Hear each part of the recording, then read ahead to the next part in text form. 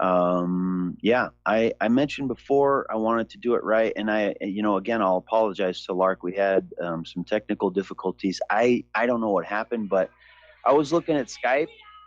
It was 2 days out of three that Lark called in, and we had technical problems, which sounds like a conspiracy. I promise it wasn't, and I'd love to. I think that's a great idea. So hopefully we can do it. Thanks, Brian. You bet. Very good. Thank you. But appreciate it as always, folks. I hope it was informative. I hope you have a great weekend. I really do. I hope it was informative.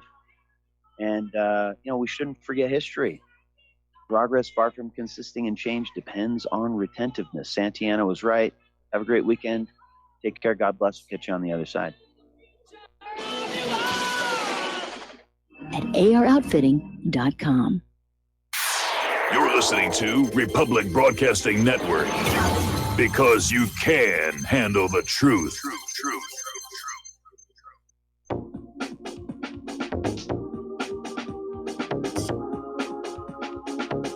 What really happened with your host, Mike Rivero, because World War III is a really bad idea.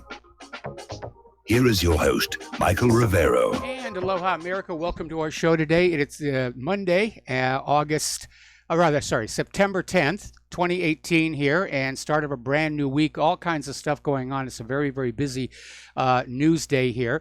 The phone lines are open, 800-313-9443. That's 800-313-9443. Mike is in our control room, ready to put you on the air with your comments and questions. So let's get right on into it. Obviously, if you are on the eastern seaboard of the United States of America, especially in the Carolinas, you have got to be paying very close attention to the weather. Hurricane Florence strengthened from a Cat 2 to a Cat 4 hurricane in a matter of mere hours. This is a serious, serious storm, and it's due to make landfall on Thursday. So the governor of South Carolina, Henry McMaster, has ordered the evacuation of the entire 187-mile coastline of his state to start noon tomorrow. It's going to take 2 days for everybody to get on out there, and the evacuation's going to make sure residents and tourists do not stick around for the landfall. Oh, look, we'll get pictures of it. We'll be up on Instagram. We'll be famous. No, this is serious stuff. You need to basically be prepped for this storm, and if you are not on the coastline, if you're further inland, you need to be stocking up on water, storable food, meaning non-refrigerated, batteries, the usual stuff. You've been through this drill before, but this is turning out to be a really serious storm. And as if the people in the Carolinas do not have enough grief, there are two more hurricanes lined up already, Isaac and Helene, that may well impact somewhere along the eastern seaboard. That's the difference between the Atlantic hurricanes and the Pacific hurricanes. In the Atlantic, once they spin up, they're probably going to hit somewhere. Here in the Pacific, around Hawaii, we're just this little tiny pimple in the middle of the ocean, and so most of the storms miss us. Unfortunately, that's not going to be our case. Hurricane Olivia, which is downgrading into a tropical storm, is going to be here over our heads on Wednesday. The center of the storm will be south of us, but we're expecting it's actually probably going to be a lot rougher than Hurricane Lane was. So after the show today, I'm going to go back and do the drill again, get everything tied down, get all the emergency supplies on out for that one. We have another storm aimed kind of at us. It's Paul. That one is expected to miss us to the north. Okay, so please hunker down, be safe. Don't take any chances with any of these adverse weather events. Let's take a phone call from Jim in Chicago. Aloha, Jim. Welcome to the show. What's on your mind? Hello, Michael. Did you hear John Bolton today speaking about the International Criminal Court? Yes, I did. And what did you think of that? Well, we know that going even back before the war on Iraq, the United States was trying to take steps to make sure that none of its top military officers or politicians could be hauled before the International Criminal Court for war crimes. And as we now know, war crimes have been committed. People were being tortured to death during Iraq. They're using white phosphorus over Syria. And the United States government, like Israel, wants to be above the law. They want to do whatever they feel that they want to do and not be held accountable for any of it. Right. And do you think anyone's going to do anything about the fact that America does what they want to do, just like Israel? Do you think anyone's going to intervene? I don't know where this is going to go. There's going to be a breaking point where the rest of the world is going to say it's going to be painful, but this must stop. But again, I see the United States government heading toward a Soviet Union-style collapse, and they're getting just as bullying and belligerent and war-happy as the Soviet Union was in the last couple of years of its existence. They were making up for all their domestic shortcomings by going on the warpath and saying, well, we can't fix our own country, but by golly, we're a mighty military power. Right. The other thing, what do you think about the this government, the United States, shutting down the Palestinian consulate in Washington, D.C.? Well, that was because the Palestinians are trying to take Israel before the ICC and The Hague for their war crimes. And the U.S. is determined to prevent that from happening. So they're going to punish them by shutting it down. Absolutely. Right. And the final thing, you mentioned about the hurricanes that's coming about. Michael, where is the money going to come from as far as FEMA that's broke to help these people? I don't know where it's going to come from. I'm hoping that local charities are going to step up.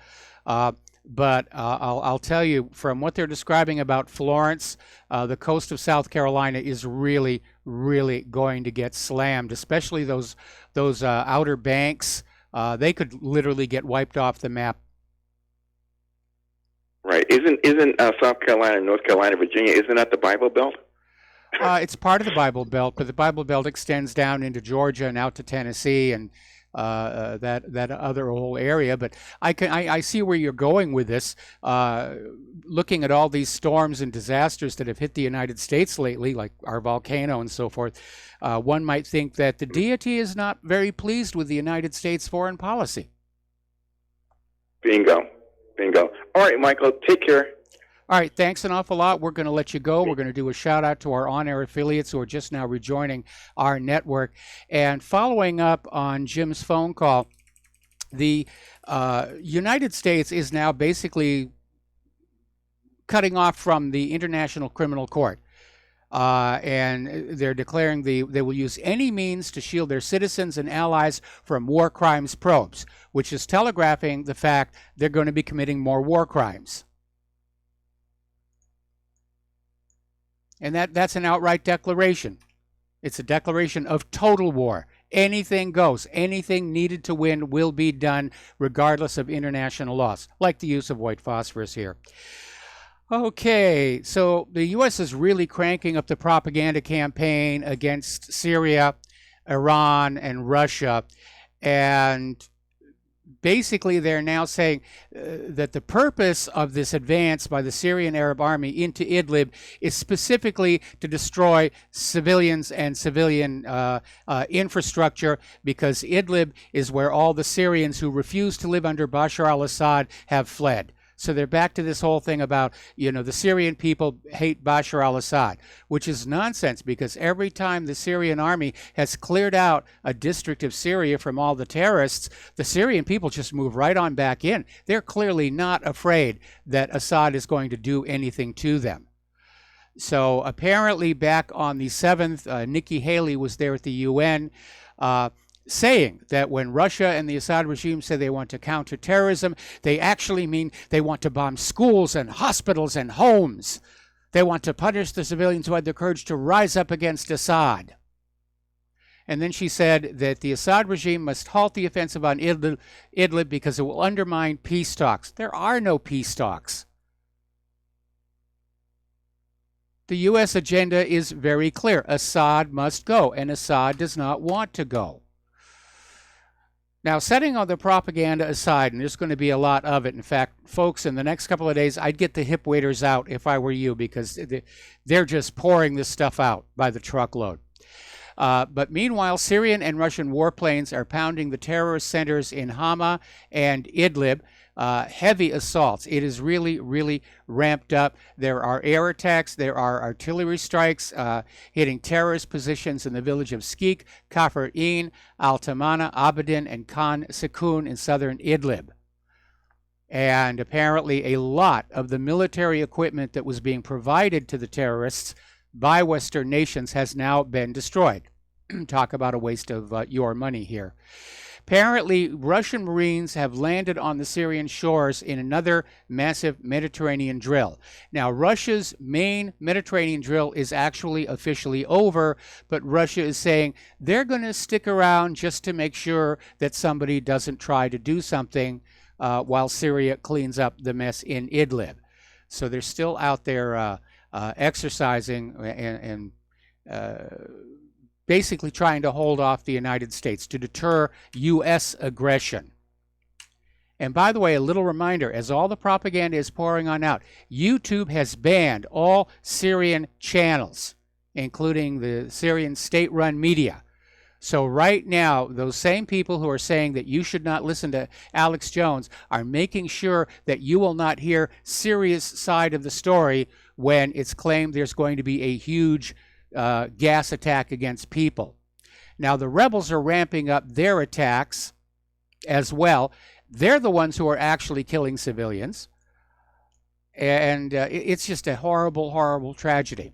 Germany has announced they may join possible airstrikes on Syria if chemical weapons are used by Damascus. France is saying exactly the same thing. Well, that right there, along with Bolton's talk about a harsh response if chemical weapons are going to be used, that right there tells you it's a bogus story. Assad doesn't have a reason to use chemical weapons. He's all but won the war. He doesn't need to use chemical weapons. It's a weapon of last resort. And if Assad does not want to be bombed by Germany and France and by the United States, then he's not going to use chemical weapons. Somebody is going to plant the chemical weapons for him.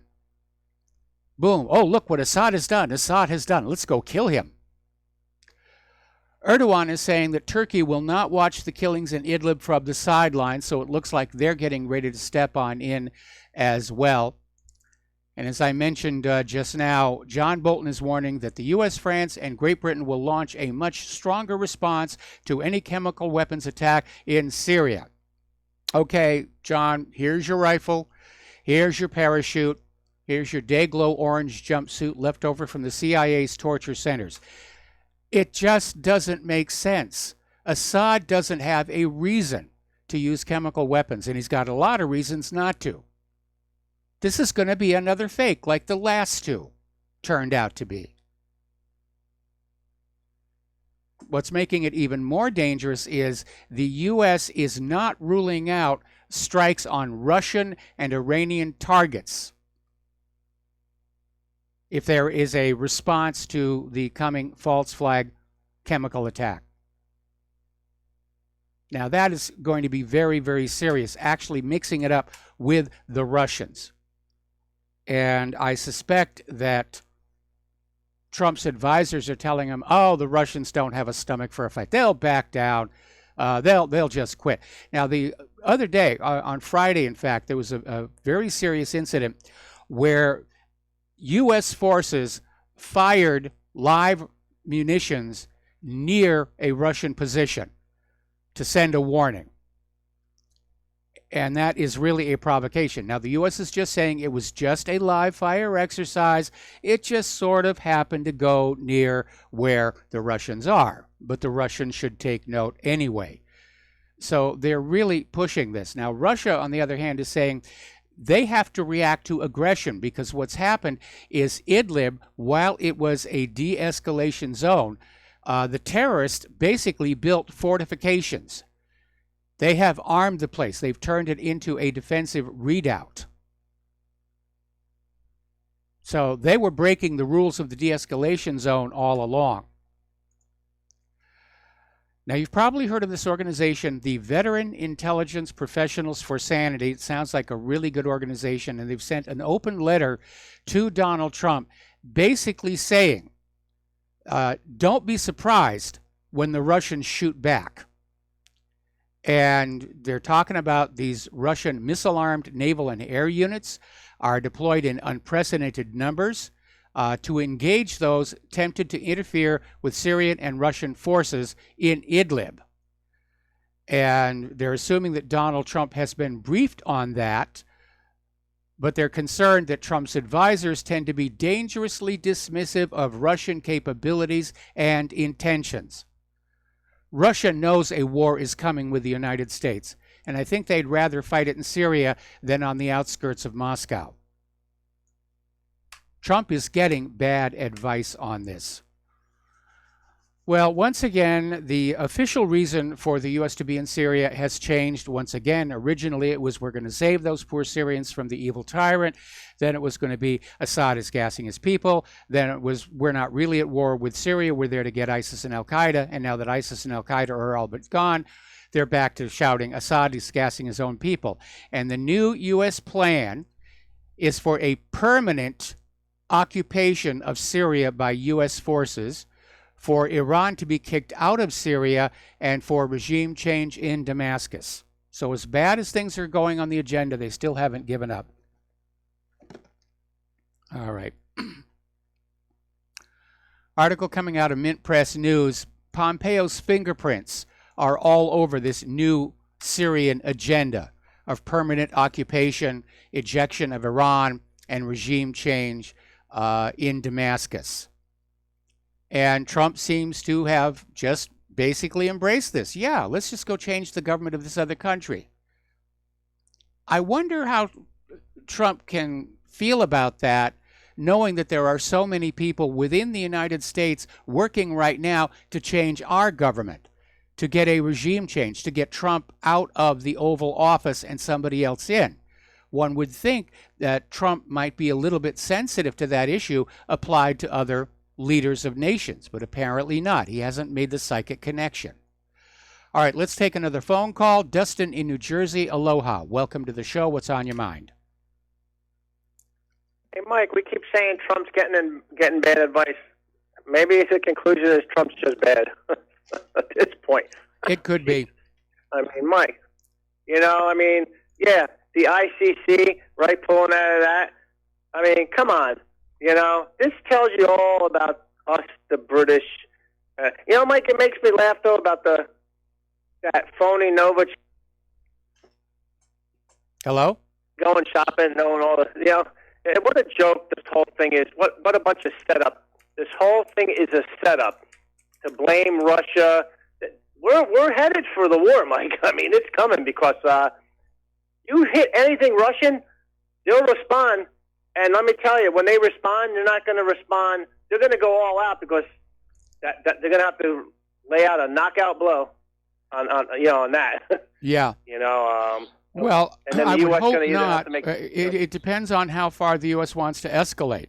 If they're really going to start shooting at Russian assets in Syria, maybe they can keep this just in Syria. But if the U.S. pushes any further, from the point of view of Russia, they're looking at the U.S. government as being very unstable and very unpredictable. They're not exactly sure who is calling the shots over here and who actually has the keys to the nuclear weapons. And that's going to make them a little trigger happy.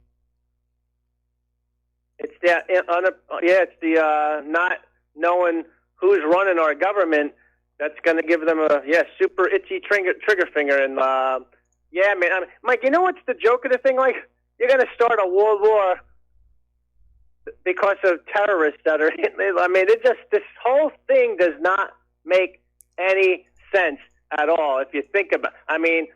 And for anybody calling in saying Trump is a lost cause at this point. I mean, my God, we're at this point. There's going to be another gas attack. You know that, right? I mean, it's of course.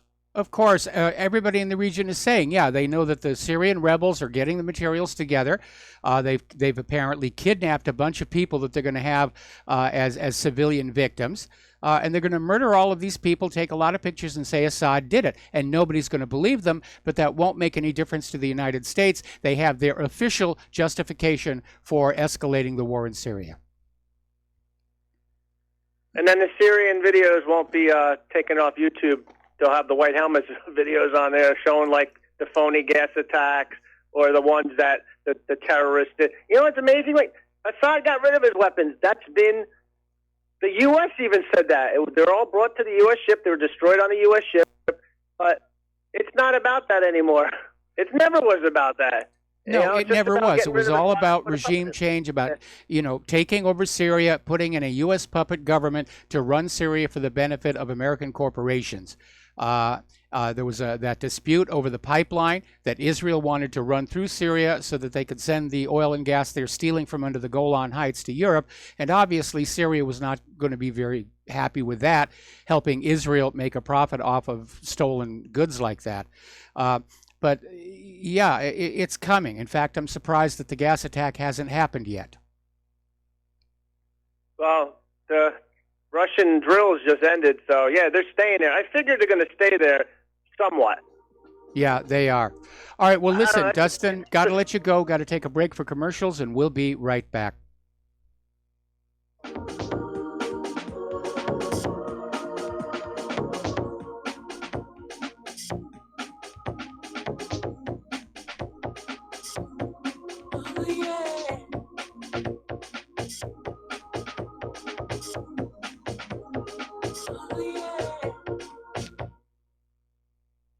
Corporate media dominates the American opinion. Finding independent voices that counter this avalanche is becoming increasingly difficult. With the endless corruption running rampant throughout our government, independent voices are needed more than ever to battle the offensive against our freedoms and liberties. As a listener of RBN, no one understands this concept better than you. Now it's up to you to do your part. The time has come for you to take action and begin broadcasting the truth to hundreds or thousands of people every month. Sound impossible? Quite the contrary. With pointed slogans from LibertyStickers.com, you can reach countless sleeping Americans unaware that they live in a real-life wonderland. LibertyStickers.com has a huge inventory of political bumper stickers and messages that reflect the truth about our government, our politicians, and the future of America. With so many in stock, there's one perfect for you. Visit us today at LibertyStickers.com. Again, that's LibertyStickers.com. Do your part. Your voice is important. Let it be heard. Folks, we're living in a world the likes of which we've never perceived any clearer than we do now. The plan for global governance has been in the works for generations and would have likely been achieved by now, but for the fact that the globalists left open their Achilles heel. With all their tools, Federal Reserve System, fiat currency, no child left behind, and then Common Core education introduced to our schools to dumb us down, vaccines, pharmaceuticals to lobotomize us, GMO foods, insertion of compromised or bought and paid for politicians, judges, mainstream media propaganda, all pieced together like a puzzle designed to ultimately bring the world under submission. But with all their strategy, they forgot one thing: knowledge. And knowledge is power. With knowledge, their bombardment is nullified. Folks, with that, as brilliant and knowledgeable as you've become, among the wisest audience of any radio audience in the world, and you are, I want you to take a moment to reflect and ask yourself, how much of that knowledge did I obtain from Republic Broadcasting Network? How high has my consciousness been raised since I've been a listener? How fast am I now able to discriminate truth from fake news by being a Republic Broadcasting listener?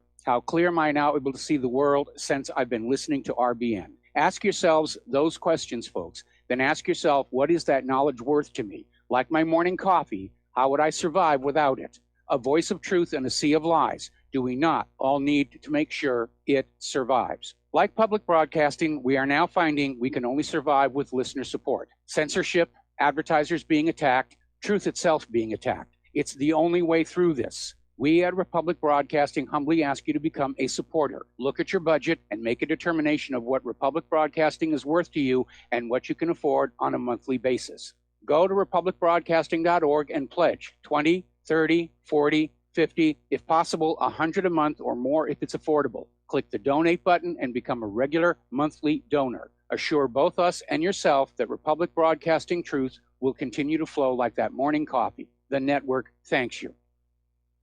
We will not go down in the night without a fight. You can burn up our mosques and our homes and our schools, but our spirit will never die. We will not go down in Gaza tonight. And aloha, America. Welcome back to our show here. And folks, we're not running that spot asking for donations just for the fun of it. It's a serious situation right now, and Republic Broadcasting needs your help. What really happened needs your help. if we're going to continue this fight, if we're going to try and head off this disastrous rush to a war, which is probably going to end with the use of nuclear weapons. So we need your help. The postal address to send a check, money order, or if you prefer anonymity, cash, is Republic Broadcasting Network, 2251 Double Creek Drive, number 302, Round Rock, Texas, 78664. The phone number to make a debit or credit card donation or pledge to be a recurring subscriber is 800-724-2719, extension 1 during normal business hours, extension 3 at all other times. The network thanks you. What really happened thanks you. All right, let's turn back to the phones here. Kevin in West Virginia. Aloha, Kevin. Welcome to the show. What's on your mind? Hey, Mr. Mike. How are you doing today? We're hanging in there, waiting for the storm. There you go. I wanted to call in and talk to you about John Bolton. John Bolton is your author behind the op-ed piece that was in the last week. Was it the New York Times? You mean the one claiming to be the anonymous White House official? Yes, it is John Bolton. It is not Mike Pence. It is John Bolton. What makes you think so? Author, and this has come. Steve Pachinik did some type of psychological evaluation and figured that this person had went to Yale. Same thing as Mike Pence. Also, this also ties in together with the 25th Amendment coup type thing going on. It ties in with, if they do pull the 25th Amendment, you have Mike Pence. Mike Pence is compromised due to being a swinger with Trump and also John Bolton back in his days in college. So Pence will step down. And then who are you left with? Paul Ryan. You might as well have Obama. Okay. That's an interesting theory. I don't think Pence is going to be convinced to step down. I mean, he's being low-key about it, but I think he's drooling at the chance that he's going to be able to sit in that Oval Office for a while. I think you're right. And the only reason why I'm saying that he would step down is because the compromising stuff that they have on him. He is right. You are right. He's sitting back quietly, and I bet you he's chomping at the bit to get in there. Yep. But he is controlled, and that's how he's controlled. Is the confirmation things with him swinging with John Bolton and Bush Jr. or whatever, GW, whatever his name was. But it's Bolton is the one. Bolton is where all of this war thing is coming from. He's a war hawk. Absolutely a war hawk. And this is where everything's coming from out of what you're seeing with this attacks and everything. It's Bolton. It's John Bolton. It's not Trump.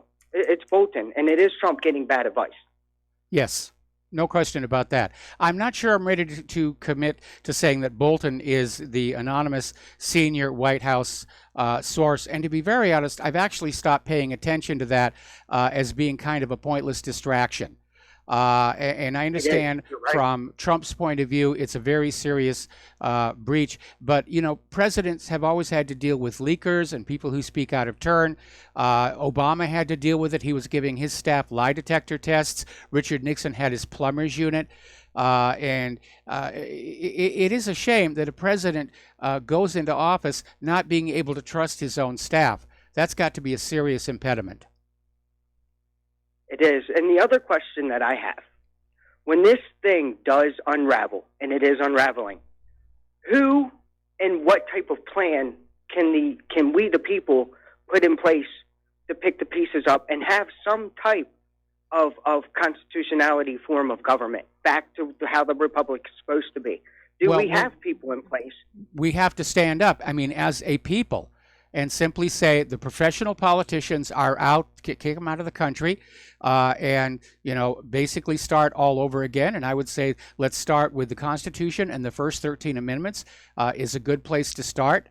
And it'll take a little refinement. But if our government collapses and we let the same old politicians form a new one, it's going to be even worse than what we've got now.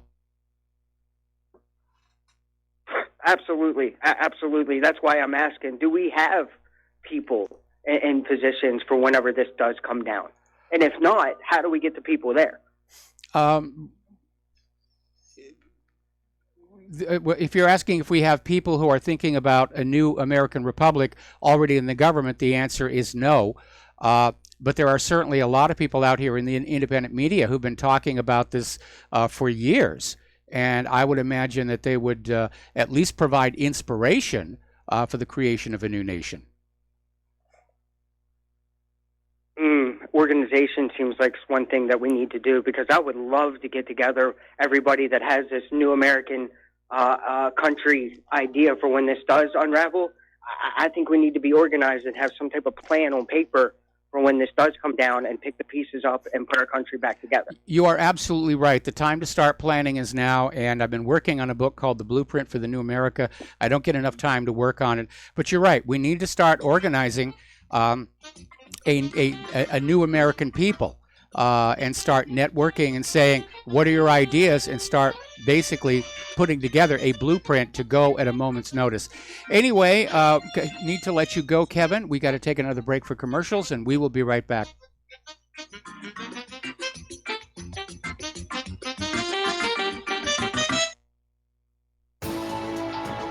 You are tuned in to the Republic Broadcasting Network. Visit our website by going to republicbroadcasting.org.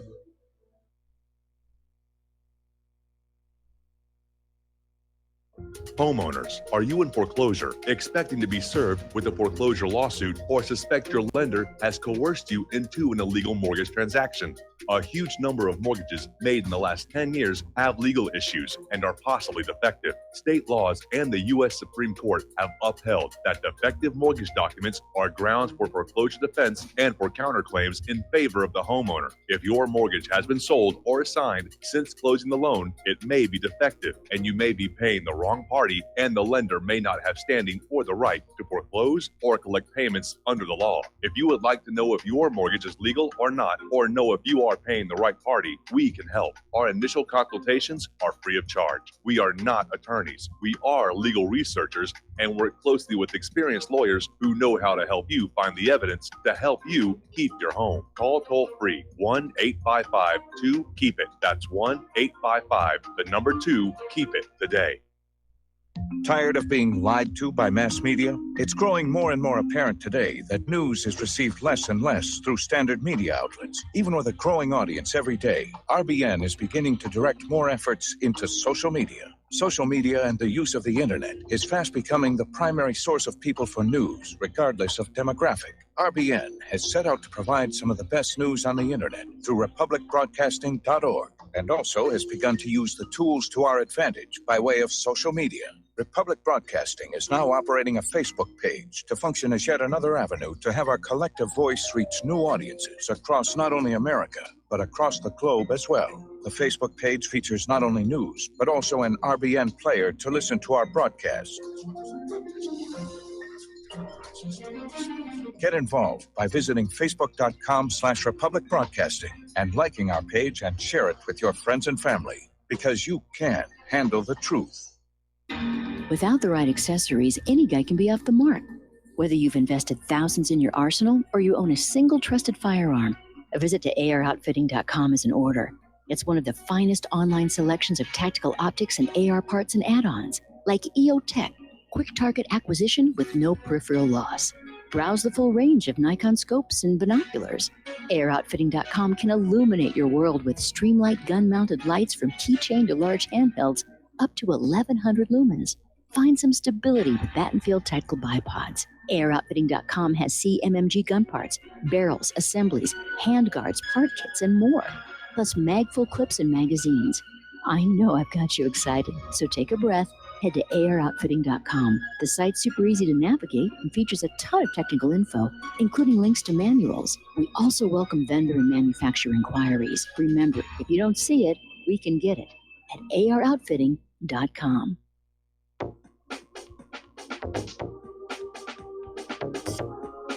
What really happened with your host, Mike Rivero. Join Mike on the air. Call toll-free 800-313-9443. 800-313-9443.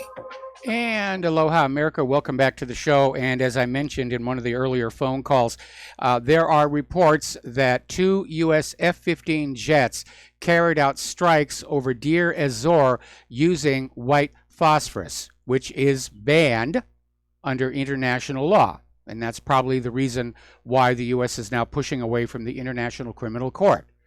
They're willing to commit war crimes to get what they want. Now, white phosphorus, the only allowed use for it is as a smokescreen to cover a retreat or as a signaling device. But according to the Russian Ministry of Defense, these F-15s basically just laid on to Deir ez-Zor, starting major fires all over. And this is a violation of the 1949 Geneva Convention.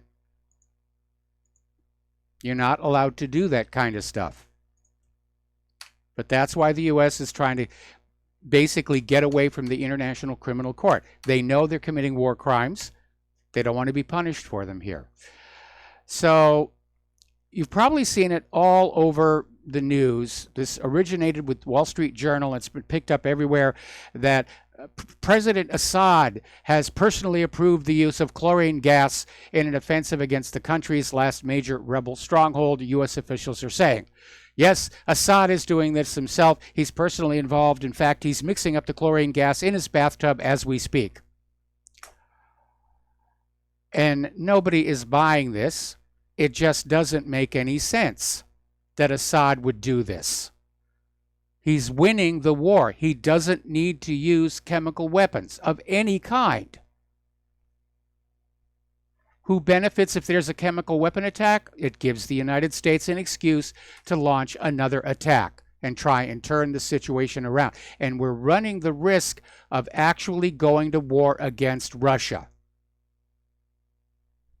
Now, Russia, let's take a look. Setting the nuclear arsenal aside, setting Russia's new wonder weapons aside, Russia has not really been engaged in all that much warfare over the last 18 years. The U.S. has been engaged in warfare all over the globe. The vehicles are worn down, the stockpiles are drawn down, the troops are worn out, they're dispirited, they're demoralized. They know these wars are not serving a moral purpose. It's all about corporate greed. The U.S. may have the advantage in terms of sheer numbers of military assets, but Russia has the advantage in morale. They've got the high ground. They know the moral right is on their side. And again, they're not going to let any military get as close to Moscow as the Nazis did in World War II. So I'm in agreement with those veteran professionals organization. Don't be surprised if the Russians start shooting. And of course, from the U.S. point of view, it's a question of who shoots first, because whoever shoots first will be paraded around as the bad guy. Well, I think the U.S. firing warning shots at the Russians on Friday, that strikes me as whoever shot first. And anybody who's studying the history this time is going to know who the aggressor party was. So they've got the propaganda out there, starting with the Wall Street Journal, saying, absolutely they know Assad is doing this. Really? How do they know? The answer is, oh, we can't tell you. Well, it would reveal methods and assets and stuff.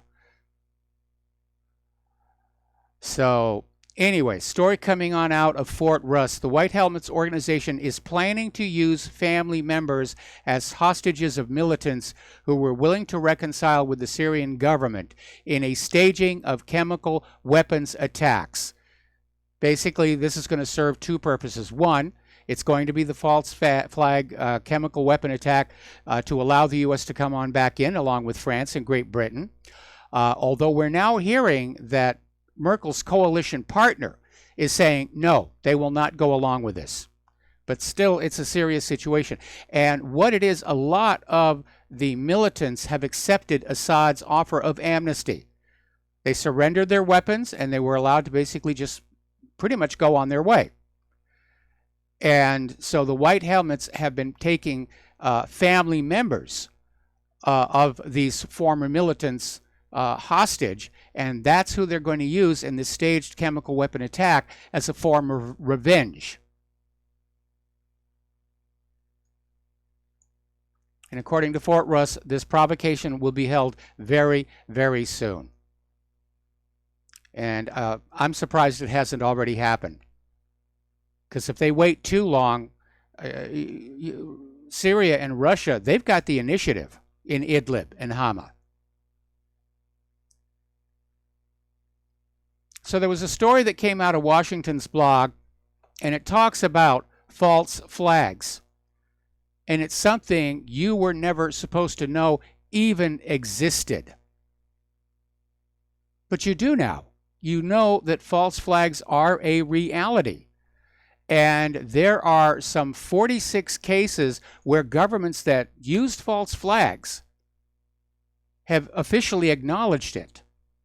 And I imagine for every one that they've admitted actually happened, there have been dozens and dozens, possibly even hundreds, that are still classified top secret. And we have that article there, and there are just so many examples. For example, Japanese troops set off an explosion on a train in 1931 and blamed it on China to justify the invasion of Manchuria. A major with the Nazi SS admitted during the Nuremberg trials that under orders from the chief of the Gestapo, he and other Nazi operatives faked attacks on their own people and resources, which were blamed on the Poles to justify the invasion of Poland. Nazi General Franz Halder also testified at the Nuremberg trials that Nazi leader Hermann Goering admitted to setting the Reichstag fire, which was then blamed on the communists. All right, let's pull forward here a little more recently. Undercover Israeli soldiers admitted in 2005 to throwing stones at other Israeli soldiers so they could blame it on the Palestinians as an excuse to crack down on peaceful protests by the Palestinians. In 2007, Quebec police admitted that thugs carrying rocks to a peaceful protest were actually undercover Quebec police officers. Well, they had to admit that one because that was discovered by people at the scene who saw them basically getting into their costumes here. In 2008, a U.S. Army Special Operations Field Manual recommended that the U.S. military use surrogate non-state groups such as paramilitary forces, individuals, businesses, foreign political organizations, resistant or insurgent organizations, expatriates, transnational terrorism adversaries, disillusioned transnational terrorism members, black marketers, and other political desirables. That was the beginning of the U.S. using groups like ISIS and Al-Qaeda to carry out their dirty work. In 2009, at the G20 protests in London, a British member of Parliament saw plainclothes police officers attempting to incite the crowd to violence. And of course, we all know about the various other lies used to start wars, like the Lusitania wasn't smuggling weapons to Great Britain. The Spanish mine blew up the USS Maine in Havana Harbor, torpedoes in the Gulf of Tonkin. Saddam's nuclear weapons. That's always the one to go back to when you get this, oh, the government would never lie to us. Yeah, they lie to us all the time. You're not supposed to know about it, but you know about it now. Apparently, the terrorist top chemical weapons expert has fled Syria into Turkey. And this was the expert of Tahrir al-Sham Hayat, or the Al-Nusra Front. So he's getting out while the getting is good. He obviously doesn't think that things are going to go very well. Now, here's an interesting little story. This was a YouTube video. And the headline is, U.S. and British forces trapped in Idlib, Syria. And the news is coming out saying there are allegedly 200 U.S. and British forces trapped in Idlib. And the U.S. media is claiming that Russia has said they will attack the U.S. base at Al-Tanf. Now, what Russia has said is they're going to attack the terrorists who are near Al-Tanf. And those British and U.S. forces are not trapped. I am sure that the Syrian government will let them leave anytime they want to. Now, maybe somebody is thinking that the chemical weapons false flag is not going to play in Peoria, which it isn't. You know, third time's a charm. Fool me once and all of that. So maybe this is going to be the new excuse for the U.S. to go in there. Oh, we have to save our brave soldiers trapped in Idlib.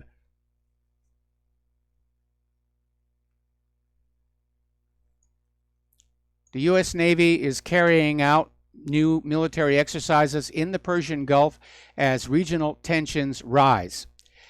And this is the U.S. Fifth Fleet Theater Countermine and Maritime Security Exercise Commander Scott Stearney is saying the exercise will involve regional and global allies to illustrate that the U.S. and our partners stand ready to ensure the freedom of navigation and the free flow of commerce wherever international law allows.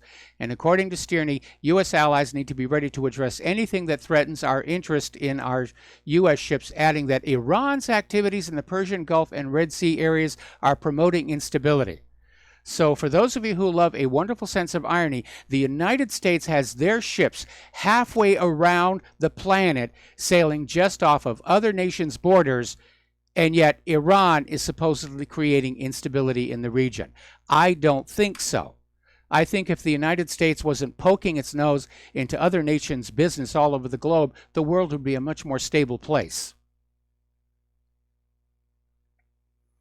Meanwhile, over at the International Atomic Energy Agency, the Director General, Yukiya Amano, is saying that Iran is still in full compliance with the 2015 nuclear deal, that Iran is still playing by all the rules. They're keeping their commitments to the remaining signers of the nuclear deal. And the only one who's violated the nuclear deal is Donald Trump. Last May, when he just said we're getting on out and we're going to have another deal that Iran will give up their non-existent nuclear weapons and they'll surrender their long-range ballistic missiles and they'll crawl on their hands and knees over to Israel and kiss Bibi Netanyahu's feet. And again, the fact that Iran is in compliance with the P4+1 agreement is not being reported in the American corporate media. In fact, none of this stuff is in the corporate media. Americans shooting sort of near toward the Russians. You know, everybody is still talking about who is anonymous in the White or in the New York Times. Who's behind all of that? We're being contentized really, really strongly. And the reason for that is so that when the false flag chemical weapons attack happens, it'll have an increased shock value. Everybody's going to be relaxed. The news has been slow on the corporate media. And then, boom, gas attack, war in Syria is on. War with Russia may be on. Okay, we're going to take another phone call here. Mark in North Carolina. Aloha. Welcome to the show. What's on your mind? How you doing, Mike?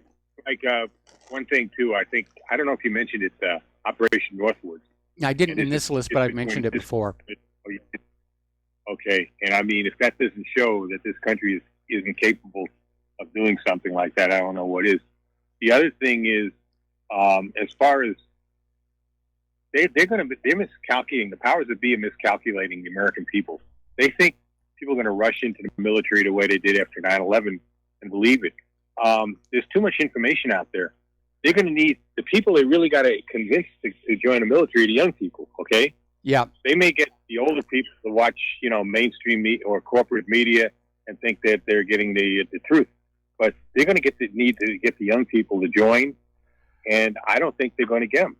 And if that happens again, like I told you before, I think we're talking draft. When we're talking draft, I think you're going to have riots that are going to take this country apart. I think you're right, but actually they're getting ready to hold a conference on that very topic about the draft. Should the draft registration be ended? Should it be extended? Should the actual draft begin? So they're starting to talk around having a draft again. These people are crazier than I think. They think that that's going to work. If they think that, even if they were able to get people to be drafted in, you had during the Vietnam War, you had officers and senior enlisted men, being shot in the back. by their own troops. I mean, what we call fragging. You had that. It's going to even be worse now. I mean, people are not going to go for this stuff. You know, the average young person in this country knows what's going on. They don't get their news from the corporate media. They will not. People will not put up with this. I'm telling you, Mike. I don't know what these people are thinking. I don't know if they're capable of thinking. By the way, I think Bolton, John Bolton. I tend to agree. The guy who said that. I heard Steve Pachenik talking about that too, and I happen to. I kind of agree that Bolton is probably behind a lot of this stuff. And Bolton is a very dangerous individual. Yes. He's a cowardly draft officer from the Vietnam War. But he's, like I said, he loves war at the same time, as long as he's not in it. And he is very dangerous, much too influential. And you know who we got to thank in a lot of respects for getting him into the White House there is Breitbart. They were pushing this guy from the get-go. They were pushing Bolton. The whole Breitbart news site is pretty much of a neocon site. It's very pro-Zionist, very pro-interventionist, despite what they say. And they were the ones that were really pushing Bolton. So for this job, and they bragged about it. So I'm telling you, we are in trouble, Mike. I don't know what's going to happen. I heard about that yesterday about the bombing using Willie Pete, white phosphorus. Yep. And I was listening to Duran. You know, I don't know if you know that site, the Duran. On you can get it on the net. You can get it on YouTube still, and they're very interesting people. I don't know if they're from Greece or the United States. They sound like Americans. But they didn't know whether this was really true or not, whether that bombing actually took place. But, okay, well, I have to let you go. We got to take another break for commercials, and we'll be right back after these words from our sponsors.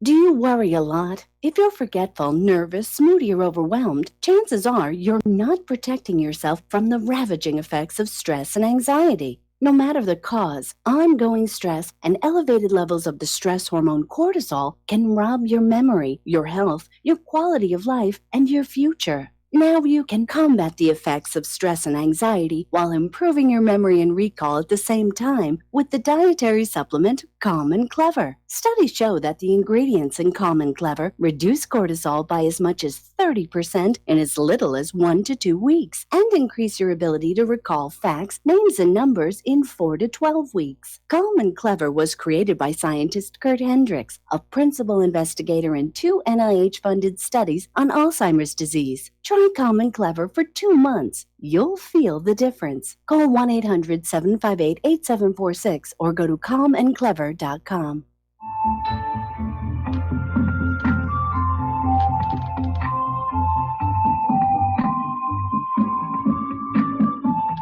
Do you know there is an ongoing war right here in America?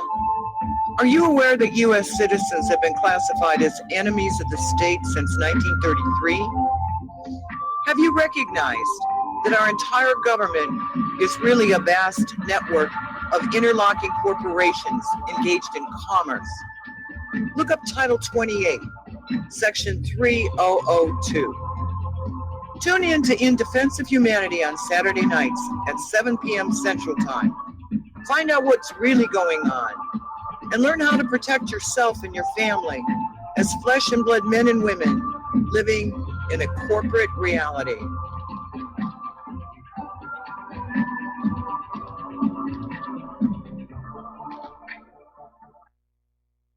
Many people write us about their experience with Extendivite. Allow me to read a few from Amazon.com. Dr. Sam Serino reviewed the Extendivite product. Good ingredients, feeling much better since taking product. It seems that the tablets work well.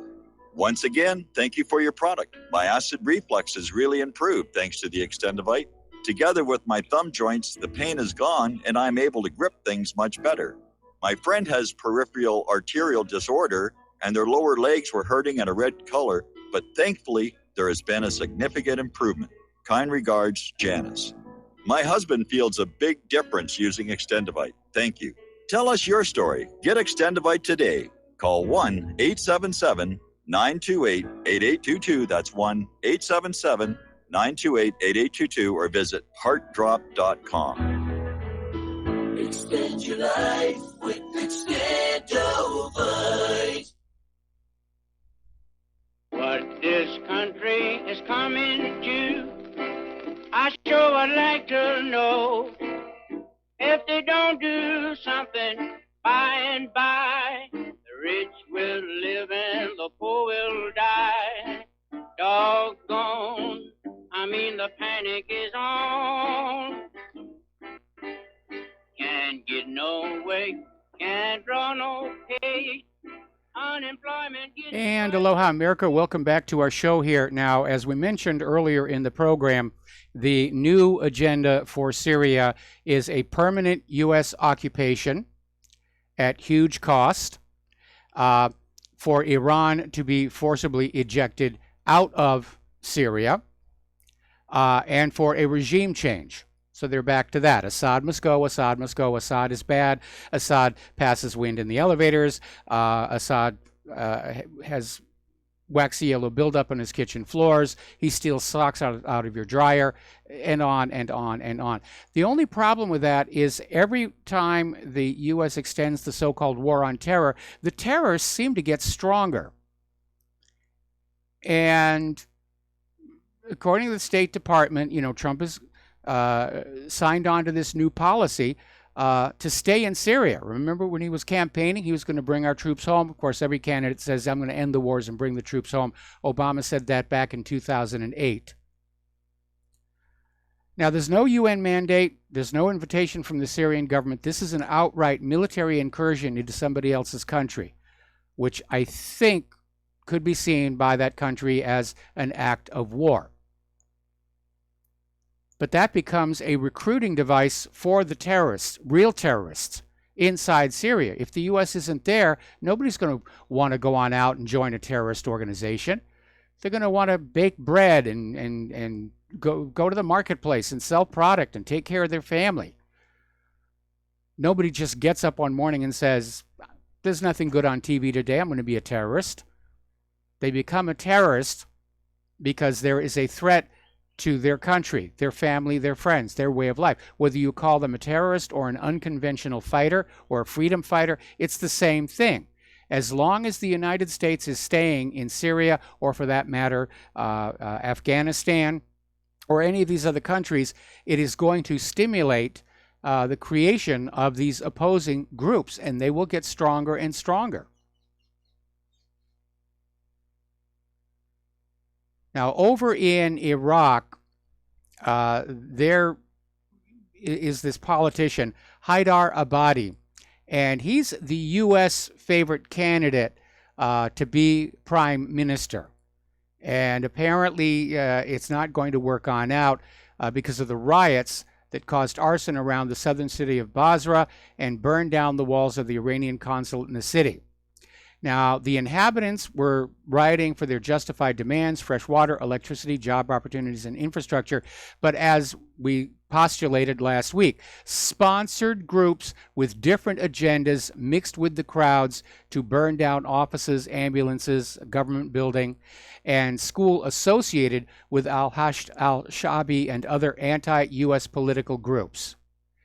This mob behavior forced Syed Muqtada al-Sadr, the leader of the MPs, to drop his political partner Abadi and put an end to his political career. So that is pretty much the end of that. So is the U.S. going to go back on into Iraq? Maybe. We'll be right back after station identification.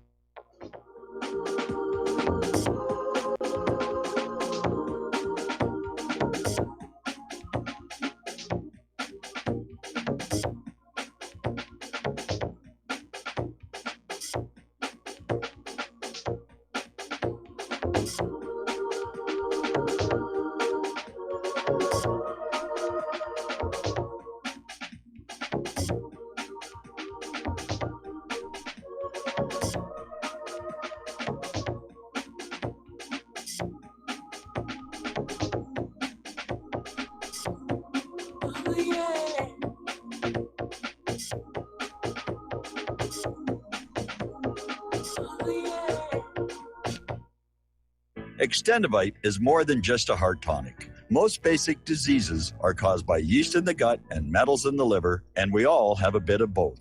The garlic in Extendivite has a yeast-killing effect in the gut while also helping the sulfur enzyme in the liver get rid of the metals. Extendivite just may improve your overall health. Products like Extendivite are the only way we are going to get our society healthy. And if you're waiting for the government and pharmaceutical care to solve your health problems, you're going to have a long, disappointing wait, I think. Extendivite is a complete formula for extended life in the new millennium. 80 can be the new 60. Extendivite is available in capsule or liquid form for just $69.95 for a 2-month supply. To get started, call 1-877-928-8822. That's 1-877-928-8822 or visit heartdrop.com. Extend your life with Extendivite. This is RBN, the Republic Broadcasting Network.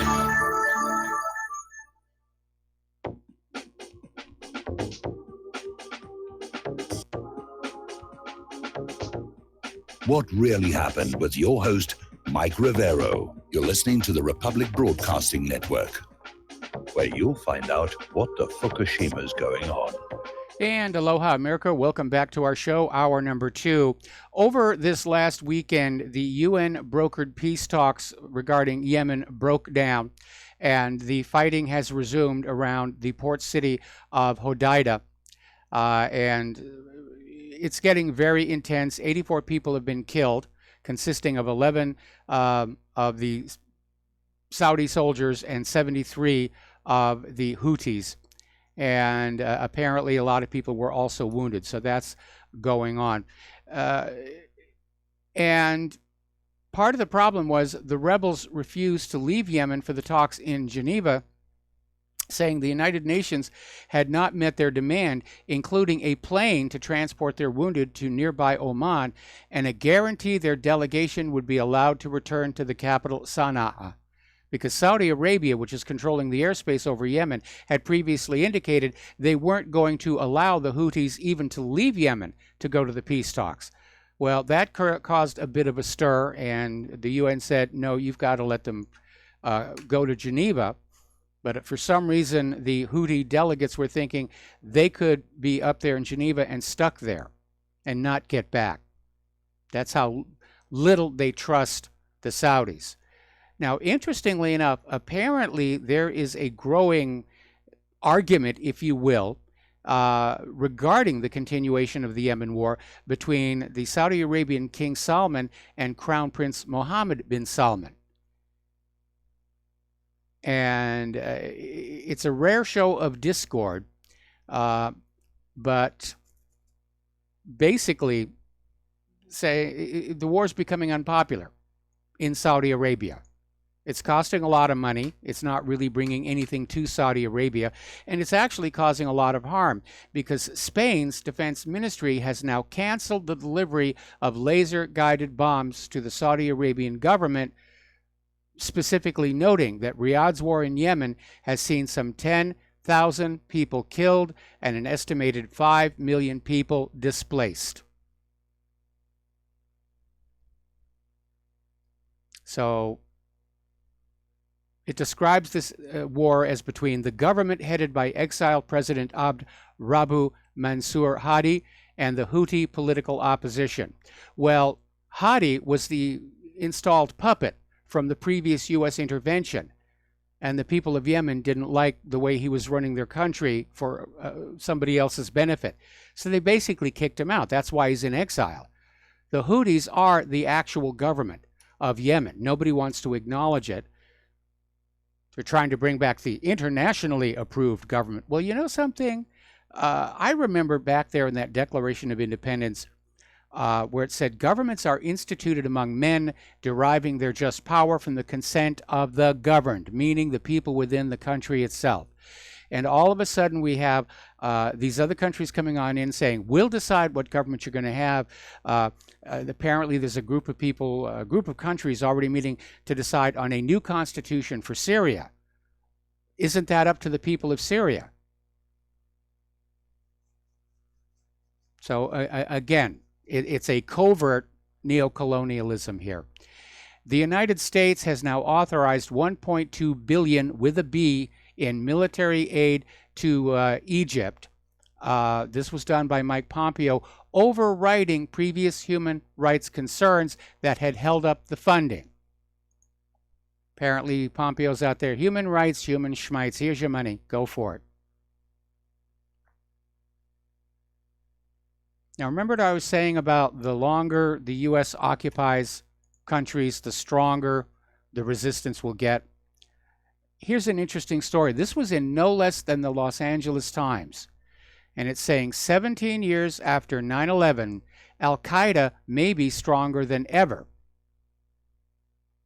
Remember, George Bush was vowing to starve terrorists from funding, turn them one against the other, drive them from place to place until there is no refuge or rest. But far from vanquishing Al-Qaeda and its various franchises, U.S. policies in the Mideast have encouraged their spread, most notably the fact that the U.S. has been arming and supplying Al-Qaeda to use as a proxy against Assad. Now, we had a caller on the line about this a little bit earlier. The Trump administration is going to shutter the Palestine Liberation Organization's office in Washington, D.C., because the Palestinians are trying to bring a lawsuit against Israel to the International Criminal Court. And Trump has gone further, saying that they're going to threaten the International Criminal Court with sanctions. And John Bolton came on out saying the United States will always stand with our friend and ally Israel, no matter what terrible atrocities they do, because what's an atrocity among friends? I mean, really, get real here. All right. Couple of very interesting, bizarre stories. We're going to first of all do a shout out to our on-air affiliates who are rejoining the network. The Prime Minister of Abkhazia, Gennady Gugalia, died in a traffic accident on Saturday evening. And here's what's interesting. Nobody else in the motorcade was injured. But he died in the accident. Nobody else was injured. That strikes me as a little unlikely. Meanwhile, over in Moldova, their president, Igor Dodon's motorcade, collided with a truck on the Stresani-Kalasari highway. He is now in the hospital.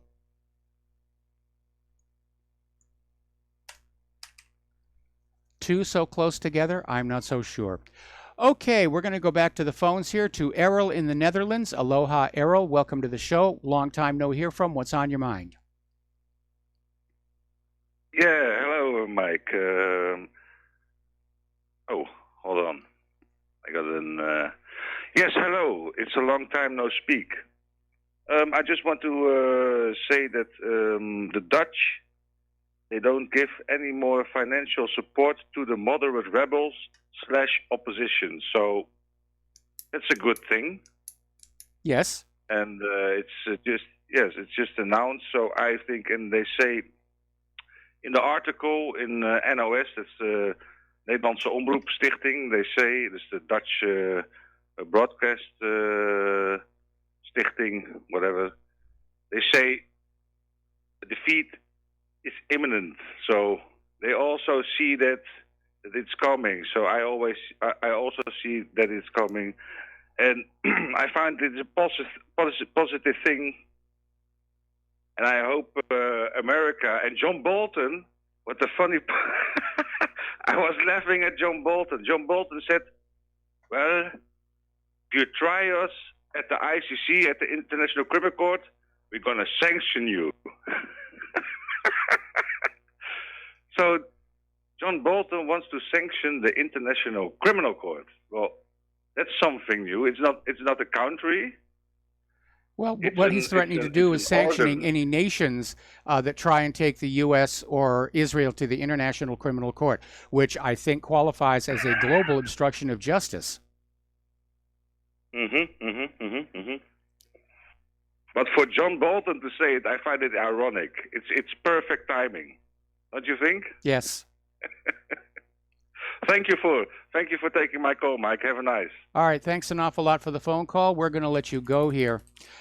Over in North Korea, they're having a big celebration for their 70th anniversary of the country's founding. As is usually the case when they have these celebrations every year, there's a military parade. What was interesting is this parade did not include any of the long-range ballistic missiles. They were notably absent, maybe dropping a hint that Kim Jong-un is willing to back down on some of these issues.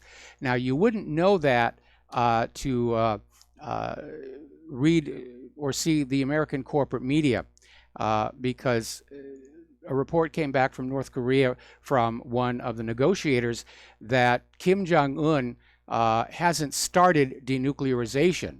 And the media immediately turned that around to Kim Jong-un refusing to denuclearize. Well, the diplomat, the negotiator, was even quoted in the actual article saying Kim Jong-un is waiting for a sign from the United States that they intend to keep their half of the bargain. And I said right from the beginning, this is going to be the impasse. Kim Jong-un has made some concessions. He shut down the nuclear test site. He's torn down the missile testing stand. He sent back the remains of U.S. soldiers from the start of the Korean War. He's allowing people from South Korea to travel to North Korea to see people they haven't seen since the DMZ went up. And he and Moon Jae-in are talking about permanently reopening the rails and roads over the DMZ. It's going to be a mess to clean up under there, but they're talking about it. They're pushing toward reunification. And that's what's going on. But the U.S. is still out there screaming, no, North Korea, you have to do what we want, and then we'll do something nice. But Kim Jong-un is waiting for the U.S. to do something to show their commitment to their half of the deal, like to stop having all these naval drills off the coastline and to formally declare an end to the Korean War. And the U.S. just insists on doing what the U.S. wants to do. And that does not sit very well with the Asian mindset. The U.S. attitude is we'll go anywhere in the world we want to and do whatever we want to, and that will be the end of it. And the reason the United States does not want a formal end to the Korean War is because everybody would say, okay, that's another one the United States did not win. It's been 70 years. I think it's time to let this one go.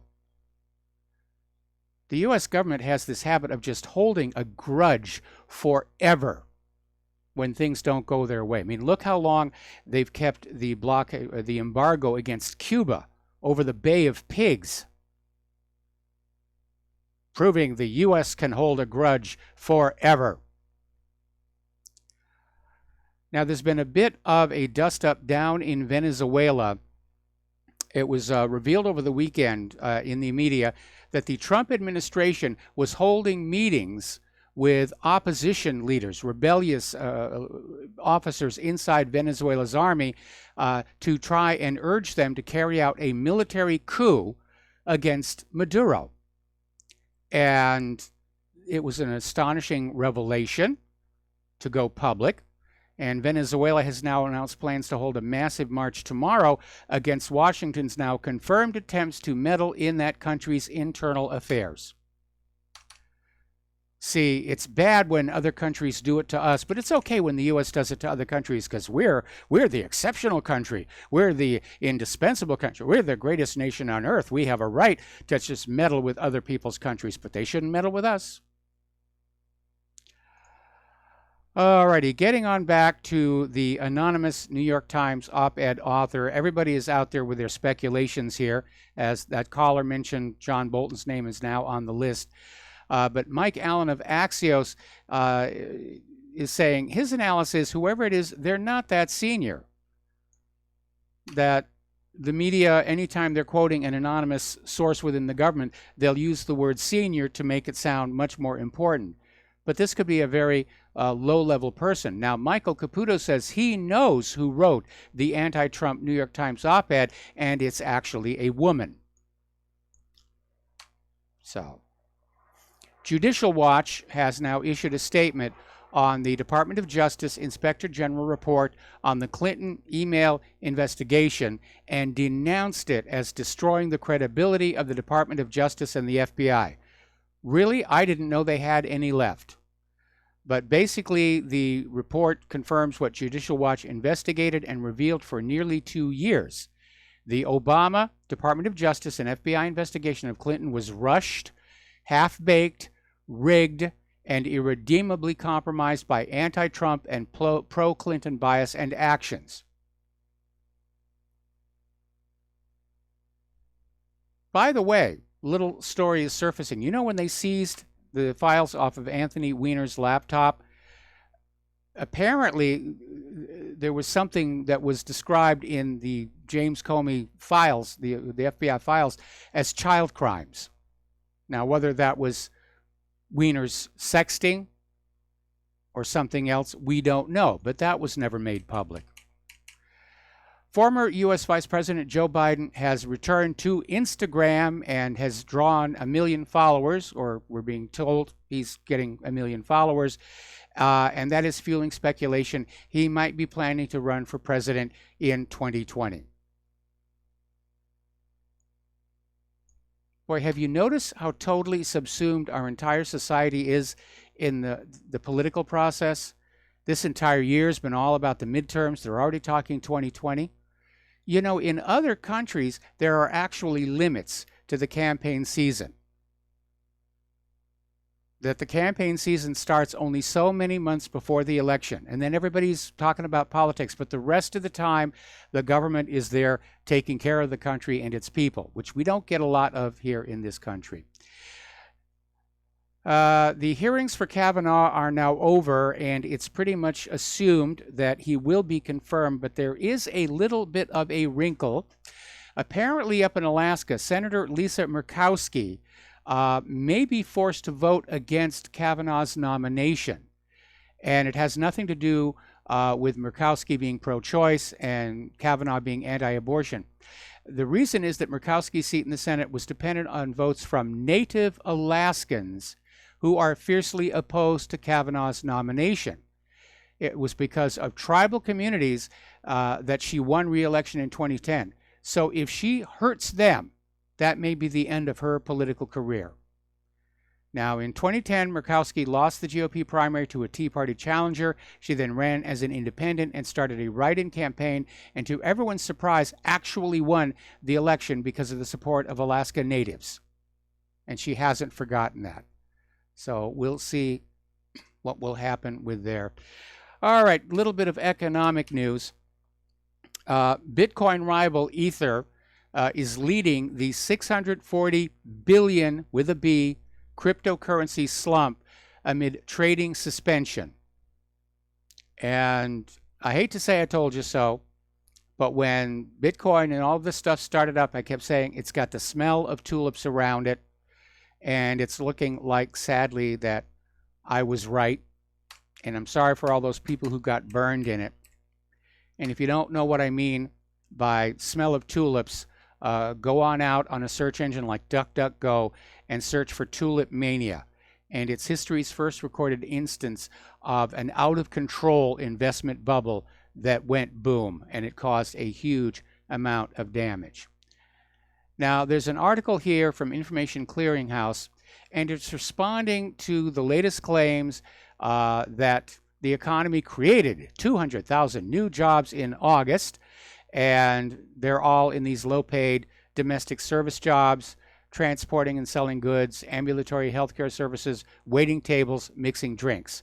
There are no new jobs in manufacturing or in the high-tech, clean fingernail jobs that the neoliberal economists promised the American workforce in exchange for letting the industrial and manufacturing jobs go to Asia. That really didn't work on out.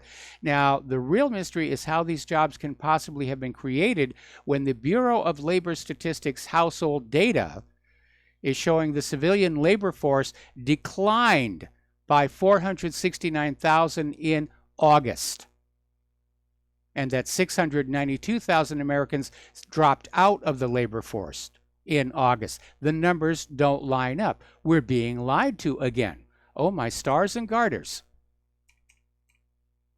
They're not being honest with us again over there in the government and the corporate media. They're fibbing. Now, you see a lot of people screaming about welfare cheats, and it's easy to make targets of them because they're at the lower levels of our economic system. But there's an article that came on out, again from Information Clearinghouse, saying it may be time to take a look at the real welfare cheats, and that is billionaires and ultra-wealthy corporations who are very quietly being given all kinds of government benefits at your expense. For example, Amazon's discounted rate with the Postal Service. Anyway, we got to take another break for commercials, and we'll be right back after these few words.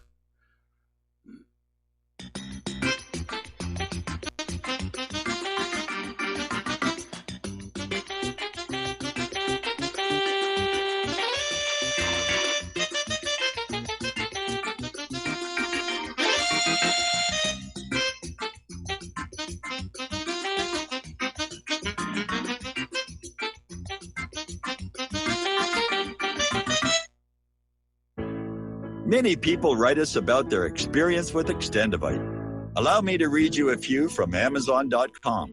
By Mel. Great product. My husband and father-in-law use it regularly.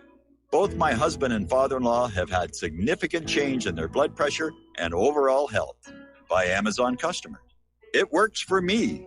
Returned to buy the tincture and the capsules as they were on sale during February. Unlike some other products, this one worked for blood pressure and occasional irregular heartbeat. Extendivite produced noticeable results after just 2 bottles, a 4-month supply. I take Extendivite 3 times a day, every day. I think this supplement has helped with my increased fitness regime and to lower my blood pressure. Tell us your story. Get Extendivite today. Call 1-877-928-8822 or visit heartdrop.com. Extend your life with Extendivite. Folks, we're living in a world the likes of which we've never perceived any clearer than we do now. The plan for global governance has been in the works for generations and would have likely been achieved by now, but for the fact that the globalists left open their Achilles heel. With all their tools, Federal Reserve System, fiat currency, no child left behind, and then Common Core education introduced to our schools to dumb us down, vaccines, pharmaceuticals to lobotomize us, GMO foods, insertion of compromised or bought and paid for politicians, judges, mainstream media propaganda, all pieced together like a puzzle designed to ultimately bring the world under submission. But with all their strategy, they forgot one thing: knowledge. And knowledge is power. With knowledge, their bombardment is nullified. Folks, with that, as brilliant and knowledgeable as you've become, among the wisest audience of any radio audience in the world, and you are, I want you to take a moment to reflect and ask yourself, how much of that knowledge did I obtain from Republic Broadcasting Network? How high has my consciousness been raised since I've been a listener? How fast am I now able to discriminate truth from fake news by being a Republic Broadcasting listener? How clear am I now able to see the world since I've been listening to RBN? Ask yourselves those questions, folks. Then ask yourself, what is that knowledge worth to me? Like my morning coffee, how would I survive without it? A voice of truth in a sea of lies. Do we not all need to make sure it survives? Like public broadcasting, we are now finding we can only survive with listener support. Censorship, advertisers being attacked, truth itself being attacked. It's the only way through this. We at Republic Broadcasting humbly ask you to become a supporter. Look at your budget and make a determination of what Republic Broadcasting is worth to you and what you can afford on a monthly basis. Go to republicbroadcasting.org and pledge 20, 30, 40, 50, if possible, 100 a month or more if it's affordable. Click the donate button and become a regular monthly donor. Assure both us and yourself that Republic Broadcasting truth will continue to flow like that morning coffee. The network thanks you. Some are maxed out all their credit cards. Some are working 2 jobs and living in cars. Minimum wage won't pay for a roof, won't pay for a drink. If you gotta have proof, distract yourself, Mr. CEO. See how far 5.15 an hour will go. Take a part-time job at one of your stores. I bet you can't make it here anymore. And aloha, America. Welcome back to our show. We're talking about the economic news. And over at Zero Hedge, they have an article authored by Michael Snyder, who has his own blog called the Economic Collapse Blog. And like so many other analysts, he's saying the U.S. is headed for an economic problem. And it's not just the U.S. because of globalism. Much of the world is caught up in this global debt bubble. And we were talking about that last week. And the problem, the reason there is a global debt bubble is because so much of the world are enslaved to these private central banks, which, as I've explained before, they produce more debt than money with which to pay the debt. And the debt grows and grows and grows until the system comes down.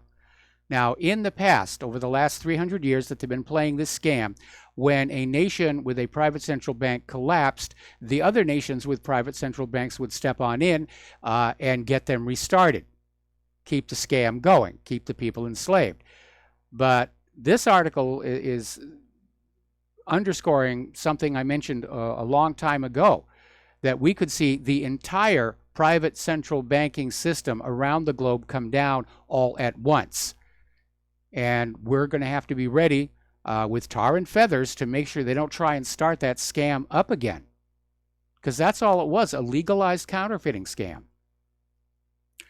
But Snyder is saying this chapter of American history is not going to end well, and saying that the U.S. government has been incredibly foolish in the management of our national economy.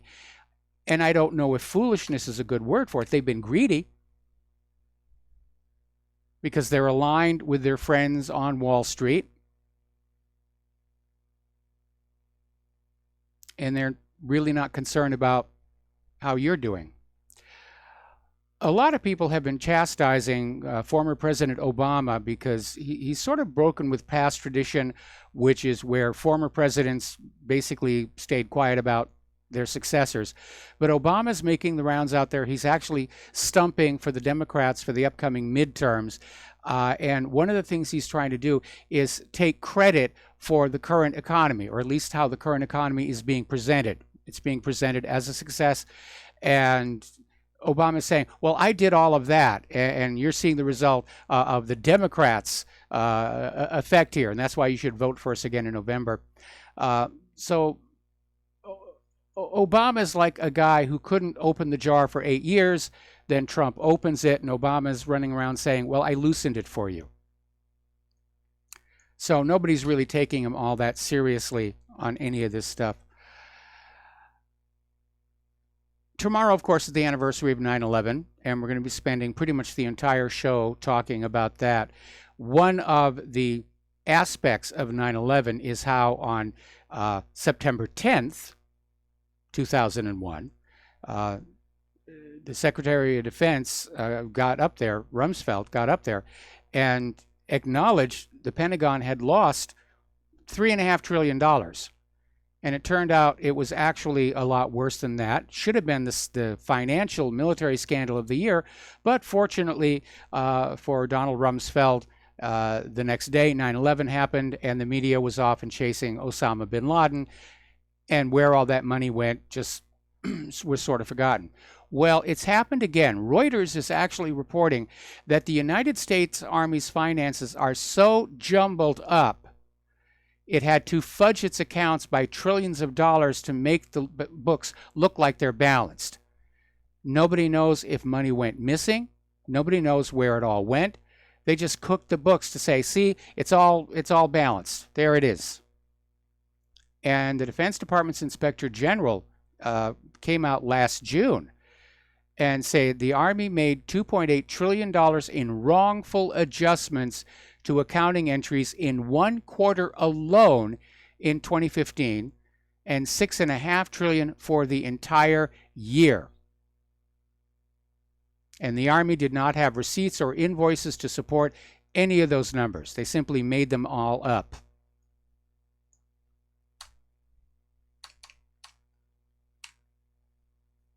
So if you're thinking that the fact that we spend so much money on our military gives us an automatic advantage over countries like Russia and China that spend much less, it may be time to let that illusion go because of the huge amount of waste and corruption and fraud.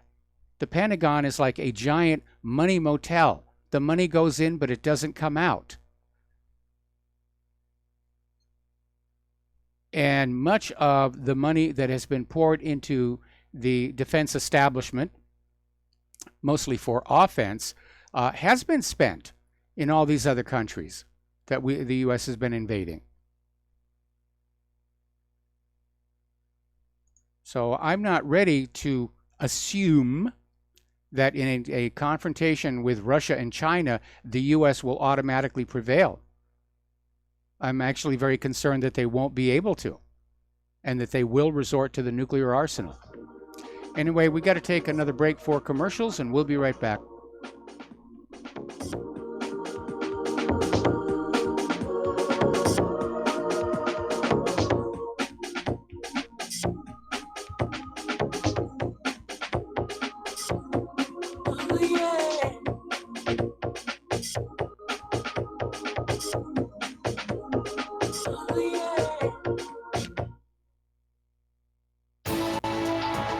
You are tuned in to the Republic Broadcasting Network.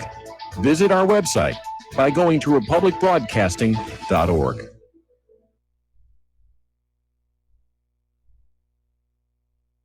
Homeowners, if your lender has gone out of business or sold your transaction to another lender or servicer, you may be the victim of a wrongful foreclosure, resulting in the loss of your home. If you've already lost your home, are in foreclosure, or even in good standing, you can challenge the mortgage transaction's illegal issue, and your property can be restored to you, and your foreclosure can be stopped or reversed, and the mortgage transaction declared unenforceable. State laws, U.S. title codes, the Uniform Commercial Codes, and U.S. Supreme Court rulings have upheld that defective mortgage documentations can reverse or stop foreclosures and enforce property title claims in favor of the homeowner.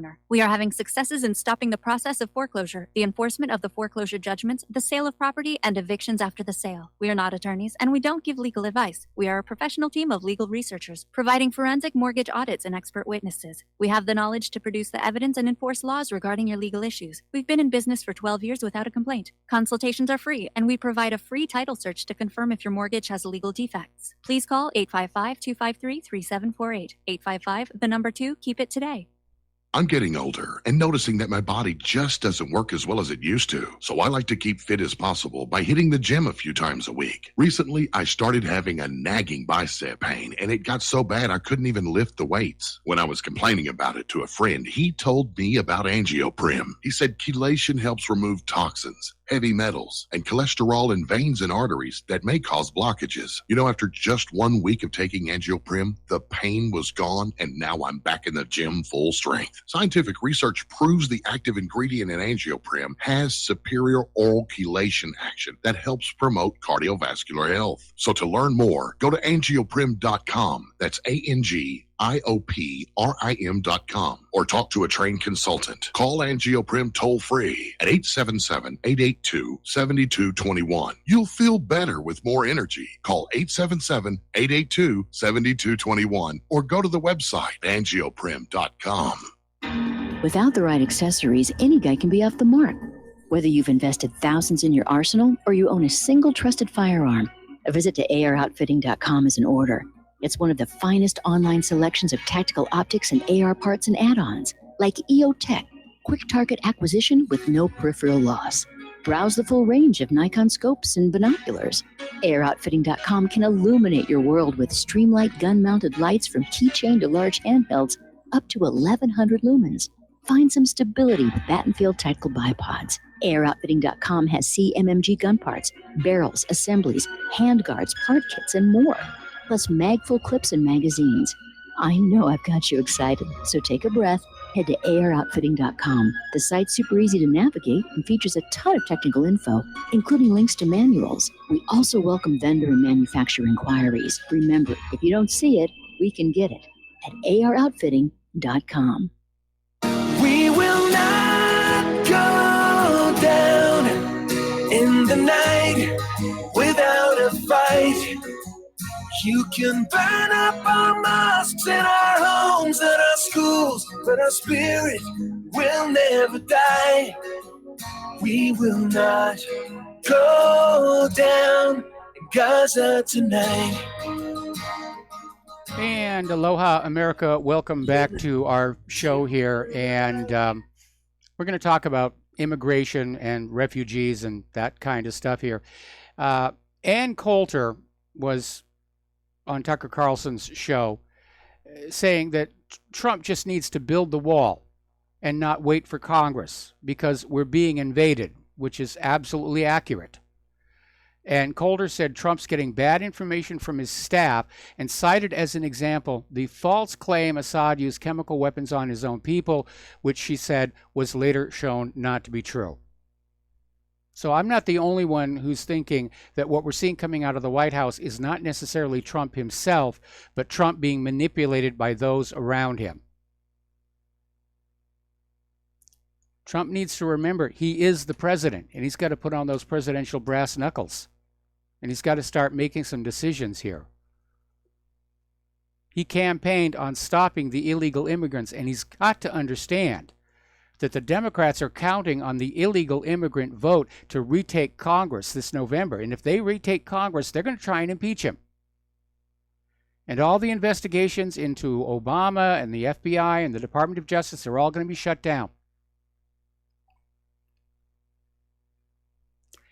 Over at the Costa del Sol, apparently there's been yet another boat crammed with migrants that washes up on the beach, and they all scurry on out and jump into a waiting van to be driven off. Vacationers are saying it's just happening on a regular basis. Okay, there's going to be another immigration rally at Chemnitz. Apparently a 22-year-old German national was killed late on September 8th in a clash with a group of Afghan citizens. And the German national was fatally stabbed in the city of Kothen, located in the Saxony-Anhalt state. And apparently 2 suspects, both Afghan citizens, have been arrested. So from the German point of view, they're being butchered like cattle, and they're ready to start fighting back.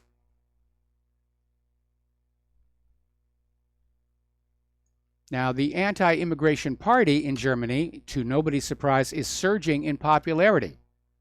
This whole open borders, New World Order thing is self-destructing. Because apparently a bunch of liberals funded by George Soros got together and said, wouldn't it be wonderful? Wouldn't it be nice? And didn't understand human nature and the ramifications of taking 2 different cultures and cramming them together. You can't change human nature. You can control it, and it does need to be controlled to have civilized society, but you can't change it. Where the liberal agenda, the liberal philosophy has failed is their belief that human nature can be changed. If you change the environment, you change the way the brain works. They honestly believe that. That when you are born, there is nothing in your mind to begin with. Nothing at all. That you don't inherit instincts from your ancestors. And that's why they keep messing up so much here. The German government, meanwhile, is getting ready for the Brexit. They're getting ready for all options, including no deal, which is looking more and more likely. In fact, the German military is now basically concerned about what may happen at their borders if there is a no-deal Brexit. Is it going to spark panic all across Europe here? All right, we're going to go to the phones here. Benedict in Iceland, aloha. Welcome to the show. What's on your mind? Thank you, Mike. What is on my mind is that the Grand Solar Minimum has started. Yes. The 33-year cooling cycle has started also. And then we are in 400-year cycle on the sun, who also happened that the Swedes, the Scandinavian, they went every 400 years attacking Europe, so they were probably Europe once more. But every time this happened, there's an economic collapse. And I think we're heading for economic collapse. We can see it now in Argentina, Brazil, South Africa, and Turkey, and Iran, and Pakistan, and Germany, and Scandinavia. and even in the United States, that the weather has changed. And the crop losses are now being published. The banks are probably counting their losses, and then we see it on the balance sheet, and the crash will start, just like 1929. Yeah, very and much I don't so. think we can escape this one. The difference, though, is that in 1929, the economies of different countries were still very much isolated and protected by their national borders. Today, it's very different, and we're seeing more and more people come on out and say, when this crash happens, it will be global. 2008 was the warning sign because of economic globalism. What should have been an America-only economic catastrophe turned out to be a disaster that spread all over Europe and almost brought down the entire Europe banking system. I'm absolutely agree with you there. And I think as we can see it now in South America, this will spread now to Europe and all over the world. And I don't see any way we can avoid this. No, there's no way you can avoid it because the banking system, based on private central banking, has to self-destruct because by its very design, it produces more debt than money with which to pay the debt. And what they can do is keep on creating new money to try and inflate the debt away, but it's just more debt. And the people who set up this system, they didn't care that it was going to blow up somewhere down the road.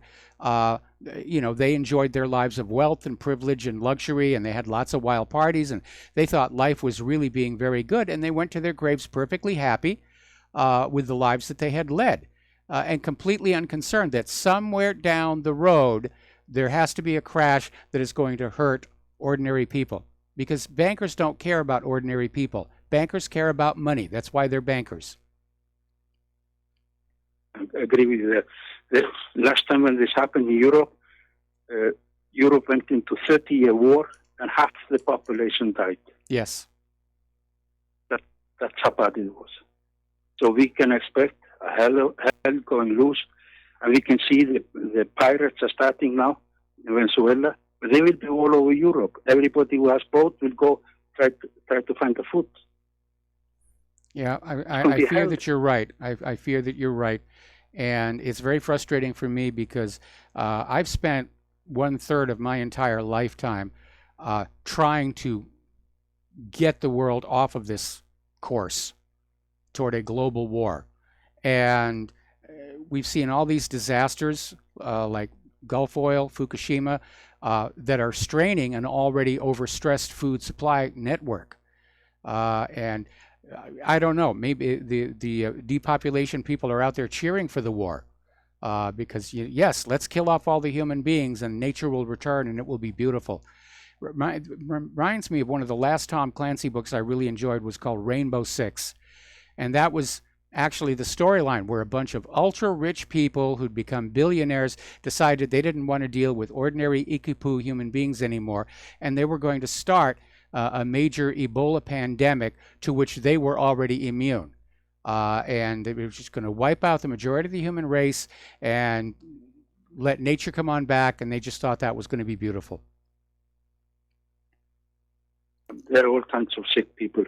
Yes. But Mike, keep the work up because you're doing a great job, and we need some sane person because this is gonna be a hell of a ride. I'm afraid you're right. Sorry, I'm afraid you're right.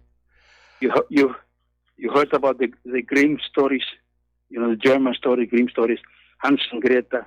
Oh yes. But yes, that's what we are going into, eating each other.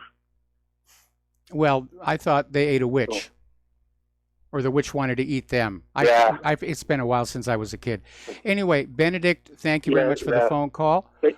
We're going to let you go and switch over to Rick in Arizona. Aloha, Rick. Welcome to the show. What's on your mind? Yeah. Can you hear me, Mike? I hear you just fine. Okay, good. Yeah, Trump got his Supreme Court decision that said he could block the Muslims from those 7 countries. That means that's settled law. He could ban anybody. And the wall, Mike, isn't going to stop the people from India or China or from anywhere else around the world, except what? A wall along Mexico? These Mexicans are not a threat to our national security. So, But they're I a don't threat know to where, our you know, economy. And they're a threat to our political system because they're voting and they shouldn't be. And they're a threat to the public health because they're sneaking through carrying diseases that had previously been eradicated in this country. Hey, Mike, do you know that the Chinese carry hepatitis like you can't believe, but they don't say nothing about it? You know that half of China had hepatitis 50 years ago. Okay, there was a huge epidemic, and we don't hear anything about that. And the Mexicans were here long before the Chinese. But this wall thing to me is whatever. I don't know what a word for it. If you really want to stop the Mexicans from coming here, just pass a law that make the businesses can't hire them. There is already a law that says businesses can't hire them. It's called Title VIII. And the problem is these laws are not being enforced. And that's really what it comes down to. You've got these mayors and these governors all across the country saying, we're a sanctuary city. Come on in here and we'll give you lots of free stuff, paid for by the legal citizens of this country. Chinese are flooding the West Coast. You know, Vegas and Southern California, it's all Chinese, man. People out there, don't kid yourself. There's nothing going on in immigration. Okay, what is your There's nothing problem with the but Chinese? immigration. They're coming here. Okay, the Chinese are coming in. They're coming in through the legal immigration process. We're talking about illegal migrants coming up from Mexico, and it's estimated there's like 7.5 million so far, and every day there's more of them. They're coming in here and they're paying for jobs. You know that? You know, in Vegas they pay for their jobs. That doesn't make any sense. They're not supposed to be working in the first place. And why would anybody pay for a job? I mean, are they talking about bribing somebody to hire them? And again, it's a Title VIII violation. Okay. Now, I don't know that a wall is going to work so much as just getting the appropriate authorities to enforce the existing laws. We don't need any new laws. We've got the laws. They're on the books. Okay, they're not being enforced, and the Democrats have been blocking every step of the way. The Democrats want this country flooded with illegal immigrants because they can be counted to vote Democratic, and that's why it's just so totally out of control right now as they head into the November midterms. The Democrats are literally counting on the illegal immigrant vote to retake Congress, and that is a threat to the American way of life when you have people who are not supposed to be voting in this country being brought in to vote. It's election fraud on an absolutely massive, massive scale. And the illegal immigrant problem is a major problem. And I think it far outweighs whoever's coming in from China or India, who, by the way, if they're coming in as legal migrants, legal immigrants, they get a medical check. Okay, so the ones who have serious diseases do get turned back.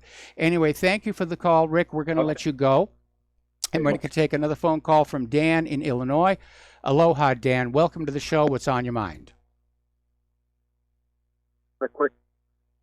Hello? Yes, you're on the air. Okay, I just heard something funny. I got a good one. I seen a report this morning. Argentina devalued their currency to 16 cents on the American dollar. Now, how do you pay off millions and millions of dollars of American debt you owe to America with 16 cents at a time? You don't. I mean, that's the problem. If, Venezuela's dollar-denominated debts have just become unpayable. Yeah, this is Argentina.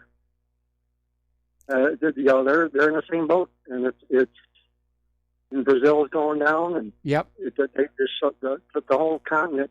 You know, and I remember a year or so ago, all these guys on the like Bloomberg and stuff like that, invest in Brazil. Yep. That's all they talked about. Yeah, it was the emerging markets, but they're all going belly up. Yeah, big time. But I just thought I'd bring that up. How do you pay off 16 cents on a dollar? You don't. Nope. So, and they're trying to get IMF loans to do it. So, I'll let you go. All right, thanks an awful lot. And, there may be an interesting aspect to this. The fact that other countries are having to devalue their currencies, it may mean that future loans to these countries may be in currencies other than the U.S. dollar. But this is happening around the globe, especially in the emerging markets. And again, it all goes back to that fraud of private central banking where the banks are allowed to just literally create money out of thin air and then loan it into circulation at interest. And the instant that first pretty printed piece of paper goes into circulation, more money is owed to that private central bank than actually exists. And that is the trap. No matter how hard you work, no matter how much you sacrifice, the debt always outpaces the growth of the money supply. All right, back to the phones here. Lloyd in Arizona, aloha. Welcome to the show. What's on your mind? I wanted to comment on the immigration. The wall, to me, I think is a bad idea because, in general, governments have been tyrannical, especially ours. And so I don't believe that they think there is another enemy except for the American people. And so I'm pretty sure that's to keep us in, or, keep something in. And that's my opinion on it. But as far as, instead of a wall, we need to incentivize the people or de-incentivize immigrants from coming through, the welfare system. That's exactly right. You're exactly right. I mean, under Title VIII, all of these agencies that are giving money or food to the illegal immigrants or giving them shelter or transporting them or giving them jobs, they're all in violation of the law. We don't really need that wall at all. What we need is for the law to be enforced. I mean, back when Eisenhower was president, he shut down the illegal immigration problem, just brought it to a complete halt. It was called Operation Wetback, which would have the liberals screaming about political correctness today. And he did it with only 1/10 of the current assets and resources of the Immigrations and Customs Enforcement. Anyway, Lloyd, got to let you go. Got to take a break for commercials, and we'll be right back.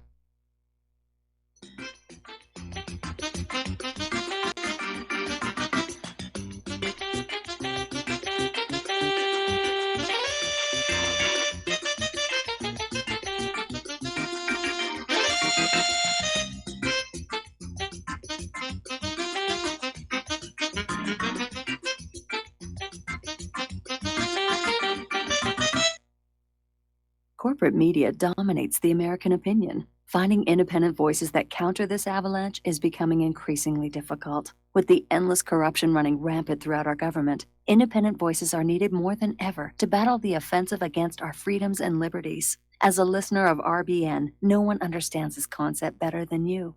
Now it's up to you to do your part. The time has come for you to take action and begin broadcasting the truth to hundreds or thousands of people every month. Sound impossible? Quite the contrary. With pointed slogans from LibertyStickers.com, you can reach countless sleeping Americans unaware that they live in a real-life wonderland. LibertyStickers.com has a huge inventory of political bumper stickers and messages that reflect the truth about our government, our politicians, and the future of America. With so many in stock, there's one perfect for you. Visit us today at LibertyStickers.com. Again, that's LibertyStickers.com.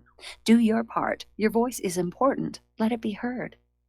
Hi, folks. CBD is the home run hitter for health right now. Why, you ask? Because of what it does for the body. Unfortunately, I can't tell you all about the benefit. There's reasons. Do your due diligence and log on to AncientLifeOil.com. That's AncientLifeOil.com. Ancient Life Oil uses organic ingredients and is blended in coconut oil for some of the best benefits. Legal in 50 states and non-psychoactive. Log on to AncientLifeOil.com. That's AncientLifeOil.com. Do you worry a lot? Whether you're a college student, busy professional, parent, or grandparent, ongoing stress and elevated levels of the stress hormone cortisol can rob your memory, your health, and your future. Now you can combat the effects of stress and anxiety while improving your memory and recall at the same time with the dietary supplement Calm and Clever. Studies show that the ingredients in Calm and Clever reduce cortisol by as much as 30% in 1 to 2 weeks. Call 1-800-758-8746 or calmandclever.com. Do you or a loved one suffer migraine headaches? Listen to what scientist Kurt Hendricks has to say. 35 million people in the United States suffer with debilitating migraines. If you or a loved one are one of them, you need to know about MigraLief. Hi, I'm Kurt Hendricks, the scientist that formulated and patented the MigraLief migraine formula. MigraLief is a non-prescription dietary supplement recommended by neurologists, pharmacists, and pediatricians to address nutritional deficiencies in both adults and children over 2 with migraines. Try MigraLief for 3 months and see the powerful difference it can make in your life or get your money back, no questions asked. Go to MIG911.com or call 800-MIG-7354.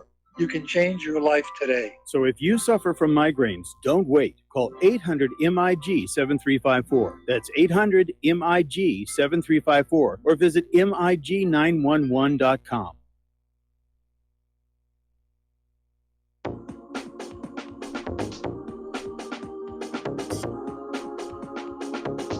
What Really Happened with your host, Mike Rivero. Visit us online at whatreallyhappened.com. Here is your host, Michael Rivero. And aloha, America. Welcome back to our show here. Over in Great Britain, as you know, the clock is running out on the Brexit. There is no deal. Chequers is dead.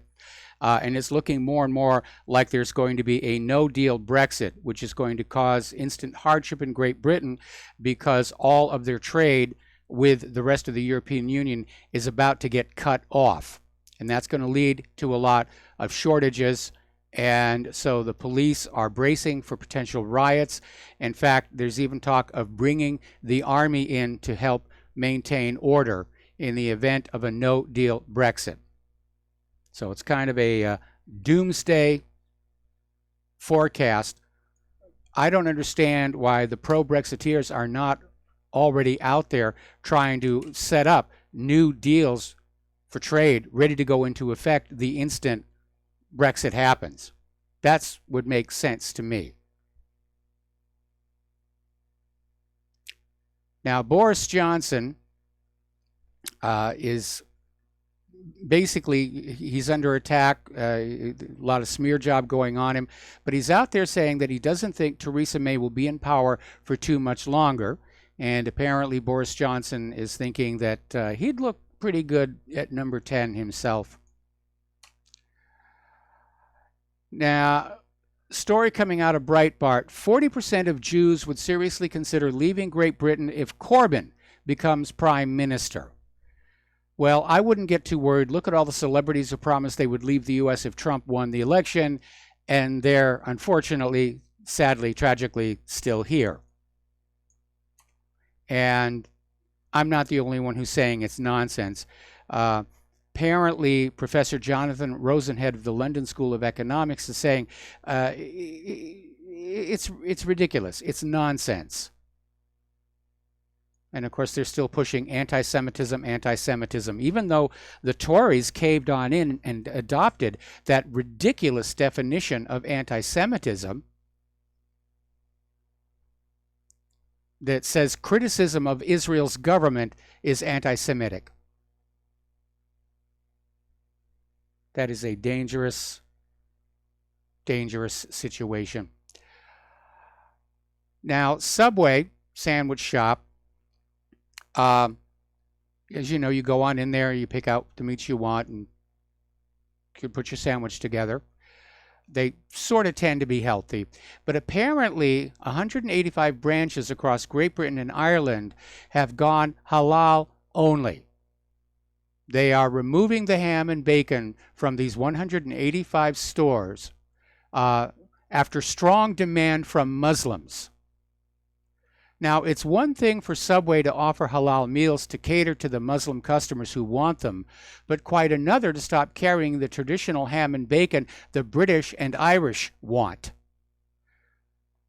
That's taking this multiculturalism a little too far. Yes, let's be gracious hosts to the Muslims and say, we understand you don't like ham and bacon, and we're going to have that over here for our customers who do want the ham and bacon. But for the Muslims to come on in and demand that nobody be allowed to have ham and bacon at the Subway stores, that crosses a line. We'll be back after station identification.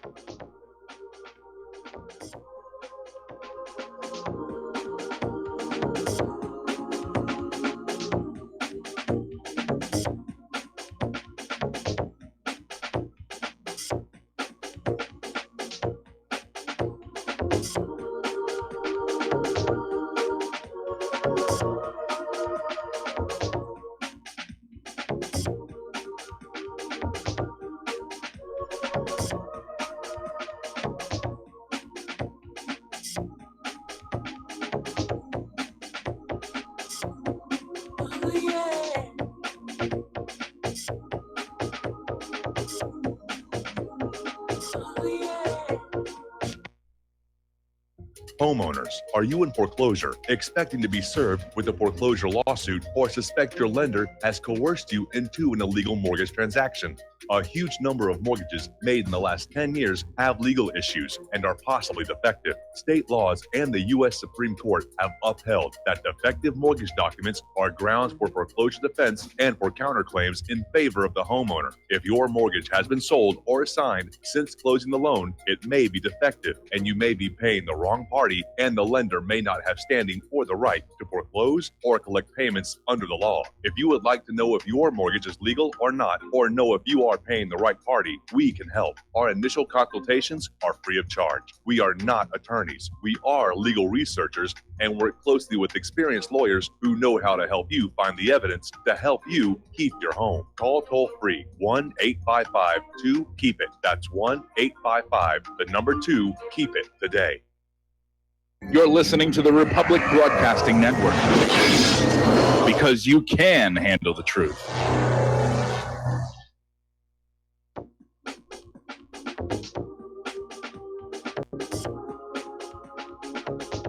What really happened with your host, Mike Rivero. The history the government hopes you never learn. Here is your host, Michael Rivero. And aloha, America. Welcome back to our show here. And I'm going to backtrack here a little bit. By the way, it's hour number 3. Everybody is still getting all caught up in who wrote the anonymous New York Times op-ed. And we mentioned earlier in the show where somebody claimed to know who it was and that it was a woman. And now we're seeing this article that came on out from the Political Insider with a second opinion. Trump's campaign manager is saying the anonymous New York Times author is a woman. And attention is now being focused on Fiona Hill. And Fiona Hill is the special assistant to the president and senior director for European and Russian affairs on his National Security Council staff. And more people are thinking that's who wrote this. So now we can let this go away. Getting on back to immigration and citizenship here, the Swedish anti-immigration party has adapted Trump's slogan. They're saying, "Make Sweden great again." And it's just a few weeks until the elections actually happened over this last weekend, and they did very, very well. They're now the country's second largest party. So the populists win the biggest ever vote share. The ruling leftists have the worst result in 100 years. So this open borders, refugees, immigrants thing, it's blowing up in the face of the New World Order people. And I imagine Soros is throwing a tantrum. Over in Texas, more illegal aliens were arrested for murder in the past 7 years in this one single state than deaths by mass shootings in the other 49 states combined. Now, when there's a mass shooting, it's headline news, But when these illegal aliens are murdering people, and they're doing it a lot according to the story, it's no big deal. It's no big deal. Apparently, a Guatemalan national in the United States illegally has been arrested for allegedly raping and trafficking an underage girl, also in this country illegally. And it goes back to that wonderful quote, when you start to import the third world, you get third world problems. Now, Angels moms Mary Ann Mendoza and Vicky Lyon have called out Senate Majority Leader Mitch McConnell, saying, get off your duff and fund Trump's border wall. All right, we're going to go back to the phones here. Sammy in Cape Cod, aloha. Welcome to the show. What's on your mind? Hey, Mike, I was just wondering, is there any creepy similarity between kosher foods and the halal ban with Subway? I really would have no idea. I mean, I'm familiar with kosher food from my first marriage. I really would have no idea what constitutes halal. Okay, good enough. A little check on the internet is they're pretty much synonymous. So it's, just thanks for having me on the air. You're doing great. Thanks. All right, thanks an awful lot. We're going to let you go. Well, you learn something new every day. Well, then I don't realize what all the fuss is about. It doesn't matter if you call it kosher or halal. People just get their knickers in a twist over just little tiny things. All right, let's talk about some science and health issues. And there's this story came out of the Daily Mail. There was research that was done involving 47,000 people over the age of 75. They were being given statins just in case. No indication they needed them. The doctors are writing the prescription, just take this just in case. And the latest research is saying they're wasting their time, they're wasting their money. They don't receive any benefit from this at all. It's just another marketing scam to push the product. Okay.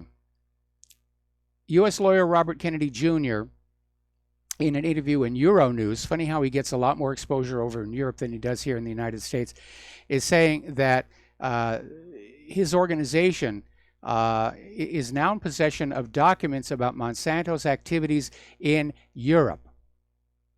And apparently lawyers who were involved in that California lawsuit, which wound up with Monsanto being ordered to pay $289 million in damages to this groundskeeper, they're saying they have these documents about Monsanto and what they're doing in Europe. And they're saying what we have is the tip of the iceberg. We have documents now in our possession, several hundred documents that have not been declassified, and some of these are explosive. So there's more and more coming on out about the reckless disregard for human health and safety in these giant mega corporations here. Now here's an interesting little article. This came out of USA Today, and it said, will growing scenes of hurricanes, wildfires, and volcanoes make us a go-bag people? Now, what they mean by that is having a bailout kit. Go-bag is a good phrase for it as well. And they're saying it has been a very rough year. Between all the storms that are out there, 3 hurricanes aimed at the Atlantic seaboard, 2 hurricanes more or less aimed at us, there's a lot of natural disasters. We had the volcano down on the Big Island, and that more and more people really ought to be prepared and have a bailout kit. And it makes perfect sense. It makes perfect sense. Everybody should have some degree of prepping, and part of that prepping is having a kit that is ready to go to throw into the trunk of the car and leave when you have to.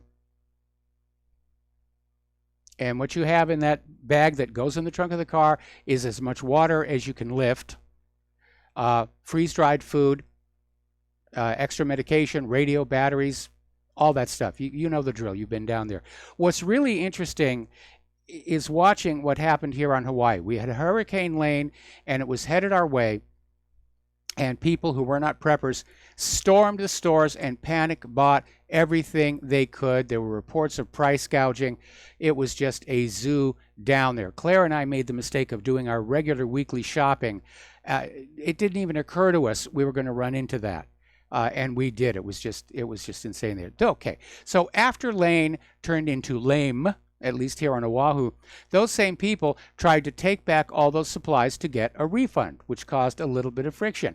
And now that Olivia is bearing down on us, those same people are back at the stores again, panic buying. That's not how you do it, okay?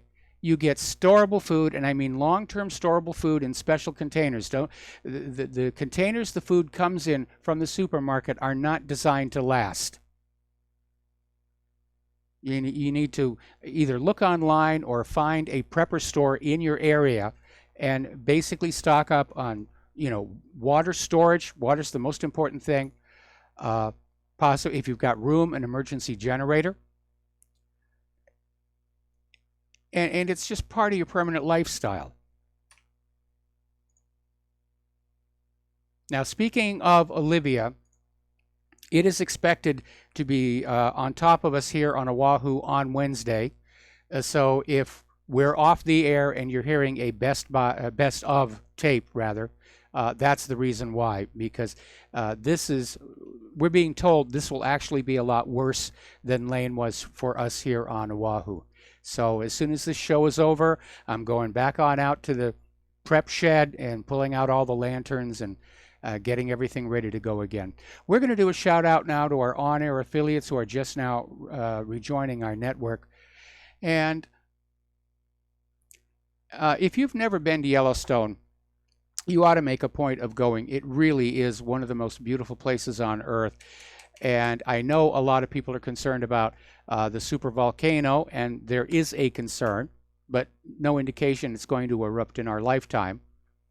And if it is going to erupt, go see it now before it's gone. Now, one of the features inside Yellowstone is named Mount Doan. And it's named after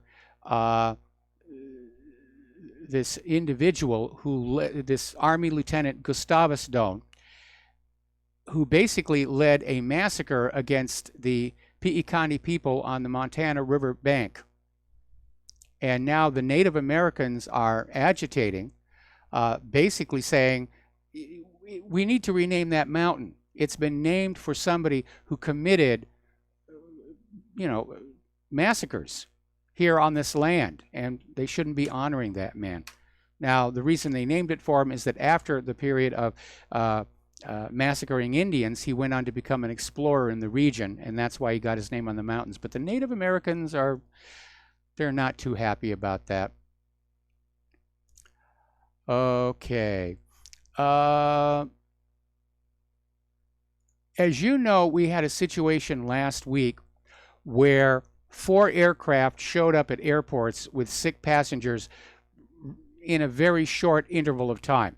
One of them turned out to be just a single case of cholera, and those people have been screened and let go. The others were a serious flu-like symptom, and everybody was going ballistic, saying, oh my goodness, it's the beginning of a biological warfare attack. As it turns out, on all 3 of the flights, 2 of them had come directly from near Mecca. The third was a continuation of a flight. Some of the passengers had basically flown out from Dubai to another airport, got into a plane, and came to the United States to make their connection. And apparently at this year's Hajj, there was a nasty flu bug that was going around, and a lot of people left the Hajj carrying it with them. So it's probably going to all parts of the world right now, which I'm sure the flu vaccine companies are saying, yee-haw, the yacht is paid for. But that is the source of all of this. And again, one of the problems of traveling by air is that passenger compartment, the air just recirculates and recirculates and recirculates, and there really isn't much of anything done to contain viruses and bacteria unless somebody is really obviously sick, and then they're moved to another part of the aircraft, which doesn't mean the germs still are not circulating in that cabin air. Okay, now apparently there was this lady, McKenna Denson, who traveled more than 700 miles from her home in Pueblo, Colorado, to attend a Mormon church service in Chandler, Arizona. And this particular service was a day of fasting and testimony at the church. And that's where everybody gets up and they testify. They testify about what's going on. And McKenna Denson got up and testified about how the church leader raped her more than 30 years ago. And she exposed him before his own congregation. And I mention this for those who claim I only pick on the Catholics, because this apparently is an issue across all religions. Now, this one is a little bit out there. Apparently, a Catholic priest has been arrested over claims that he raped a mentally handicapped victim of human trafficking in Latvia. And this all came down just ahead of a visit by the Pope, who's trying to find some way to shut this whole scandal down, because it's just gotten really, really bad this time. I mean, the Catholic Church has been dealing with these scandals for a very, very long time. In fact, some years ago, Claire had gotten a rather well-known Catholic institution, I'm not going to say which one, to start performing some of her original music. And then this Catholic Church had to shut down their music program because they got sued in one of these sex scandal things. Over in New York, the New York Attorney General has subpoenaed all New York Roman Catholic dioceses as part of their sex abuse probe. And this is having an impact. Catholicism has lost more of its faithful than any other religion in the United States. And according to the latest poll, 13% of American adults who are former Catholics say they now have no religion, or they went over to Protestantism or other beliefs, according to a survey by the Pew Research Center. And I can understand why. These scandals keep piling on up, and it is simply impossible to reconcile this kind of behavior with the claim that these clergy and nuns represent the human face of a supreme moral authority of the universe. And it is starting to cost them. It is wearing on them. But again, it's not confined to the Catholics. It just seems to be more of a problem there. But we've seen these incidents again in the Protestant churches, in Judaism. It seems to go with the job. And I remember there was a South Park episode was called Red Hot Catholic Love. And there was this priest who was exhorting his fellow priests, saying, we've got to stop this. We can't go on abusing these children. And one of the other priests said, well, we just thought it was a perk of the job. So anyway, now getting on back to Johnny Bobbitt, and there's a happy ending to this story. Now, Johnny Bobbitt was the homeless veteran who helped a stranded woman who'd run out of gas. He went to the gas station, spent his last $20 to get a gas can full of gas, and got her sent home. And the one woman and her husband set up a GoFundMe to help this homeless veteran that raised $400,000. And that's where it got ugly. I guess the proximity of that much money under their control was a temptation they couldn't resist, because Bobbitt got very little of the money, and the rest of it now seems to be gone. Now, the woman and her husband were out there saying that they had to cut him off from any more of the money because he was just spending it on drugs, that he'd spent $75,000 on drugs. Well, knowing a little bit about the drug world, if he'd spent $75,000 on drugs, he would be dead. Now, the happy ending is GoFundMe is saying they're going to step on in. They're going to make sure he gets the full $400,000. So great for the people at GoFundMe. They stood up to the plate. And I hope this law firm, Cousin O'Connor, is going to continue to go after this woman and her husband. It probably started out with the noblest of intentions, and they probably figured they'd raise a few $100 and that would be it. But $400,000, I guess it was just too much of a temptation here. Now, the news is still going on about this tragedy that happened down in Dallas, where this off-duty Dallas police officer, going home after the end of her shift, walked into the wrong apartment. She walked into her neighbor's apartment, saw the man there, and just reacted and shot him. And obviously on administrative leave, but she is being charged with manslaughter. My question is, how is it she was able to just walk into this other guy's apartment? Did he just leave the door open? That's one part of the story that doesn't really seem to fit. And if she was able to just turn the knob and walk into this guy's apartment, wouldn't it have alerted her that her door should have been locked? So there's something kind of funny about the story, that it doesn't quite really fit. But that's what they're saying happened, and that's when Why they're going with the manslaughter charge. So anyway, got to be really careful of those cops. Keep your doors locked.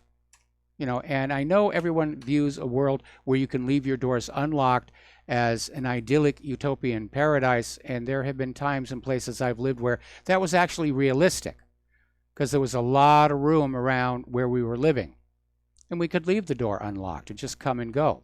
That's not realistic in an urban environment. It really, really isn't. Okay, this is an interesting little story.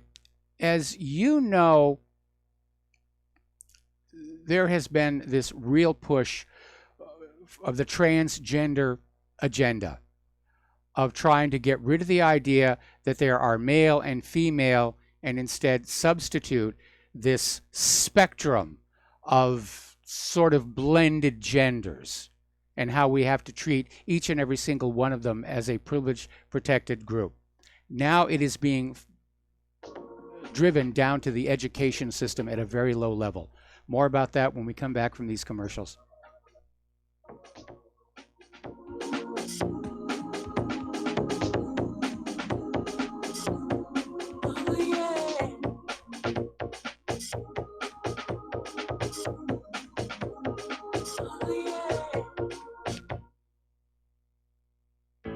Extendivite, a 7-herb combination of garlic, cayenne, hawthorn, bilberry, ginkgo biloba, valerian, and milk thistle. Extendivite is designed to strengthen the heart and arteries and help the body heal itself. Doctors are not able to explain the improvements they are seeing in their patients' health who are taking Extendivite. People who once needed more pills are now taking less and getting better. Due to the unexplainable improvements in their patients' health, more doctors are calling to order Extendivite for themselves. Help Extendivite make your doctor a believer. Extendivite is available in capsule or liquid form for just $69.95 for a 2-month supply. To get started, call 1-877-928-8822. That's 1-877-928-8822, or visit heartdrop.com. Extend your life with Extendovite. Folks, we're living in a world the likes of which we've never perceived any clearer than we do now.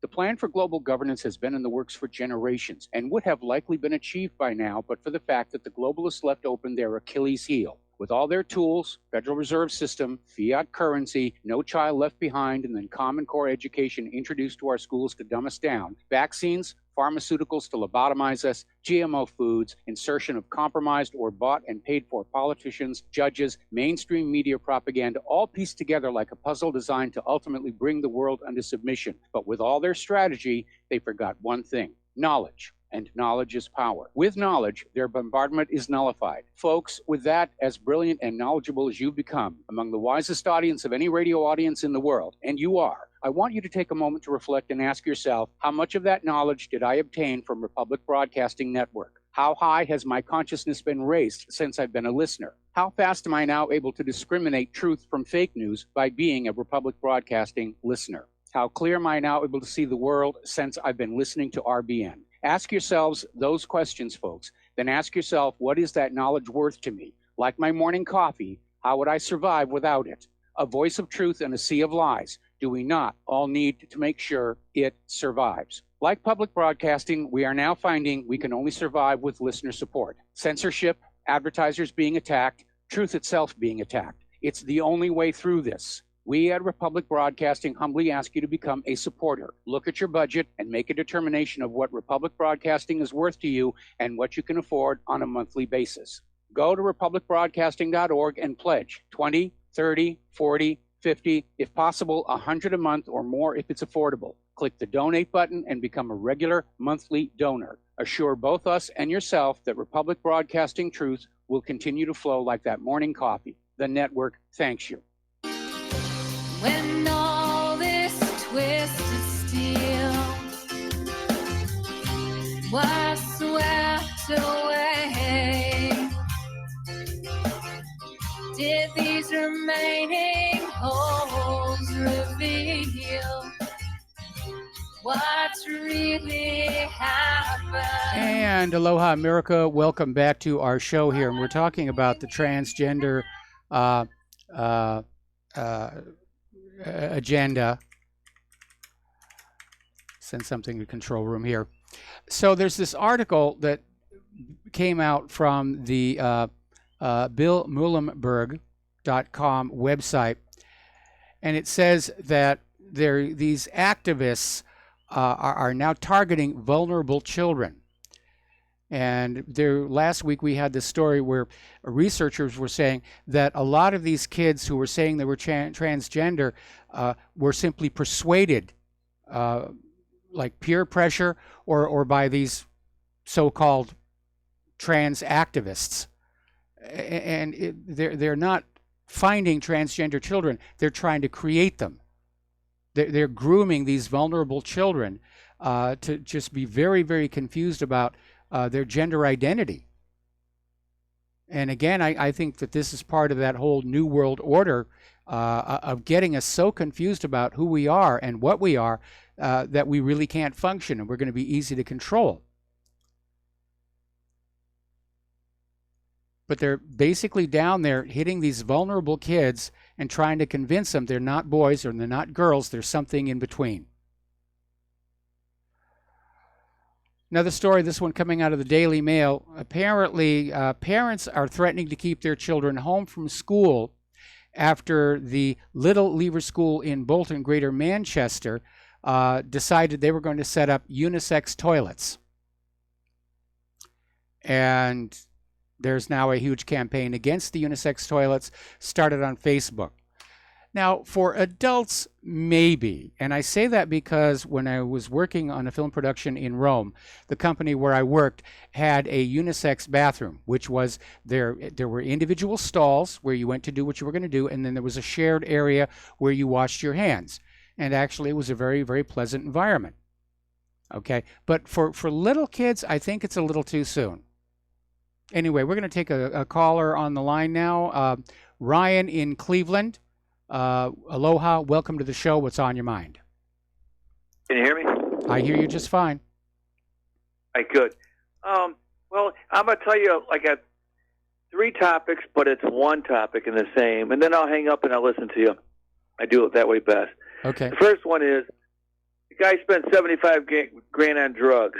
You know what? I'm telling you, man, you can spend $75,000 in 1 month if you're a drug addict, because then you go to these so-called, like, bars where there's like nice ladies and you spend lots of money on them, then you start buying drugs for them. Before you know it, $75,000 ain't nothing when you got $400,000 or whatever you got.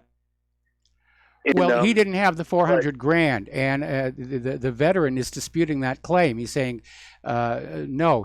He first of all, he didn't get the $75,000 to begin with, and it doesn't really matter. Okay, the point is that this man and woman, they started out with this noble effort to try and, help this guy, and then when the money poured in to $400,000, it just got the better of them. I mean, the police have already raided their place and searched it, and apparently there was a suspiciously new BMW in the driveway that they towed away in the process.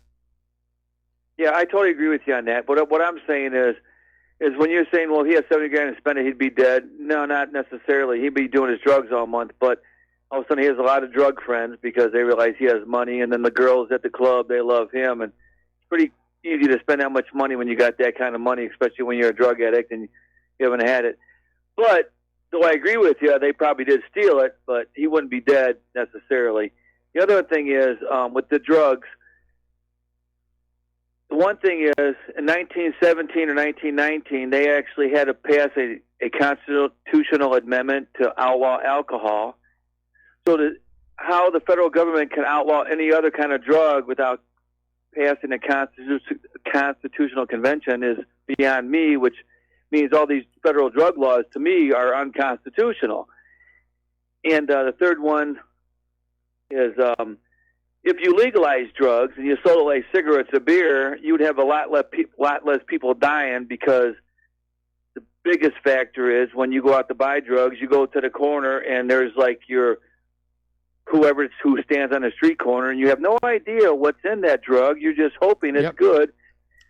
So then these people end up dying because either there's bad drugs in there, bad stuff in there they added to it, or it's so pure, the drug addict that's buying it most times says, well, it's not that pure, so I'm going to have to smoke more than you would, or shoot up, or what you're going to do. And then he overdoses because it's more pure than he realized it. And then Well, I'll you're hang right up, on that last you know, one. You're right on that last one here. And there are a lot of countries where drugs are basically decriminalized, and they don't have the problems that we have with the war on drugs. Because drugs don't cost all that much. There's no profit motive, and so you don't have people hanging around the schoolyard trying to give free samples to kids to get them hooked.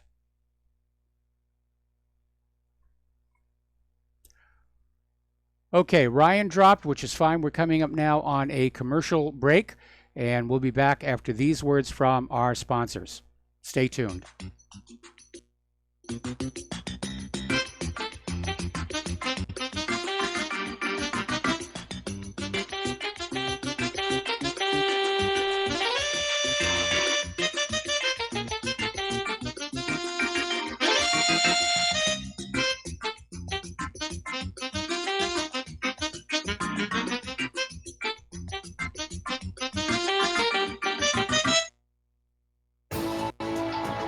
You are tuned in to the Republic Broadcasting Network.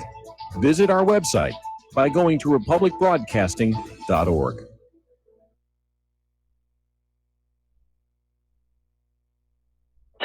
Okay, nurse, let's get this man to the ER stat. Right away, doctor. We see this every day. Heart attack or angina pain due to blocked and clogged arteries. Chelation can remove obstructions or blockages from arteries and help avoid painful and expensive surgery. Now there's Angioprim. It's a liquid oral chelation product that you take with juice. You start to feel the results fast. Angioprim increases blood flow all over the body, and that means more energy and strength to take on the day with less aches and pains. 60 years of research has gone into chelation, and Angioprim is the result. A safe and easy way to unblock your veins and arteries from buildup that slow circulation. Paging Dr. Jones. Please report to the emergency room right away. Log on now for a special radio offer from Angioprim. That's angioprim.com/radio. ANGIOPRIM. Angioprim.com/radio or call 877-882-7221. That's 877-882-7221.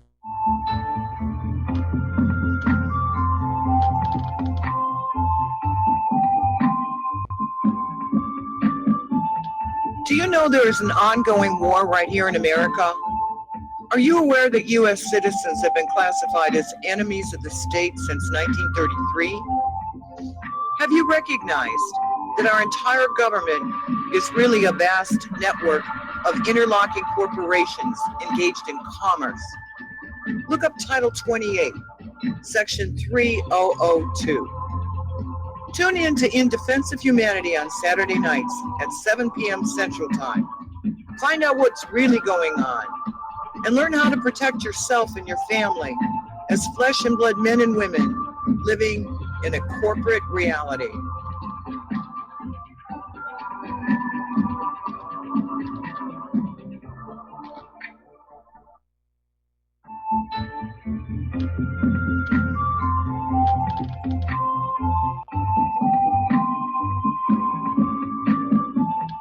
Do you know there is an ongoing war right here in America? Are you aware that U.S. citizens have been classified as enemies of the state since 1933? Have you recognized that our entire government is really a vast network of interlocking corporations engaged in commerce? Look up Title 28, Section 3002. Tune in to In Defense of Humanity on Saturday nights at 7 p.m. Central Time. Find out what's really going on and learn how to protect yourself and your family as flesh and blood men and women living in a corporate reality.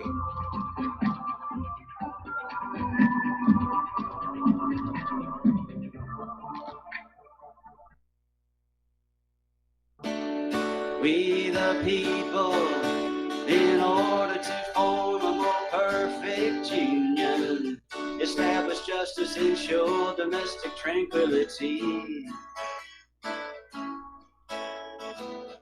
provide for the common defense, promote the general welfare, and secure the blessings of liberty.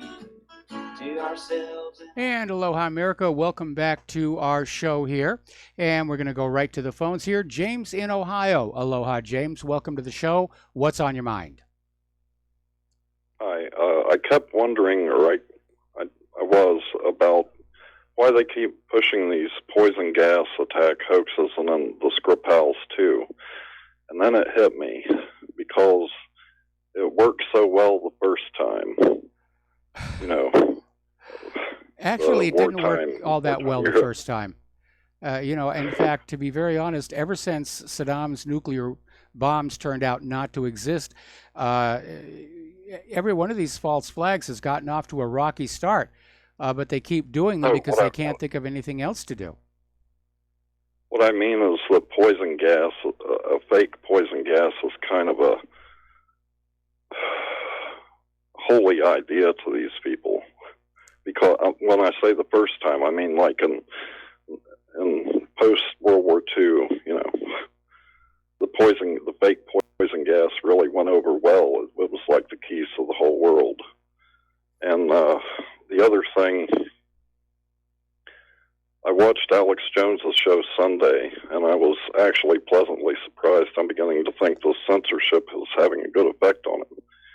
He actually mentioned that Israel was involved in some skullduggery or other. I didn't catch which one, but he also went into the Kalergi plan for more than a couple minutes, and then Owen Schroyer comes on, takes over, and talks about the Jewish central banks moving into Arabia.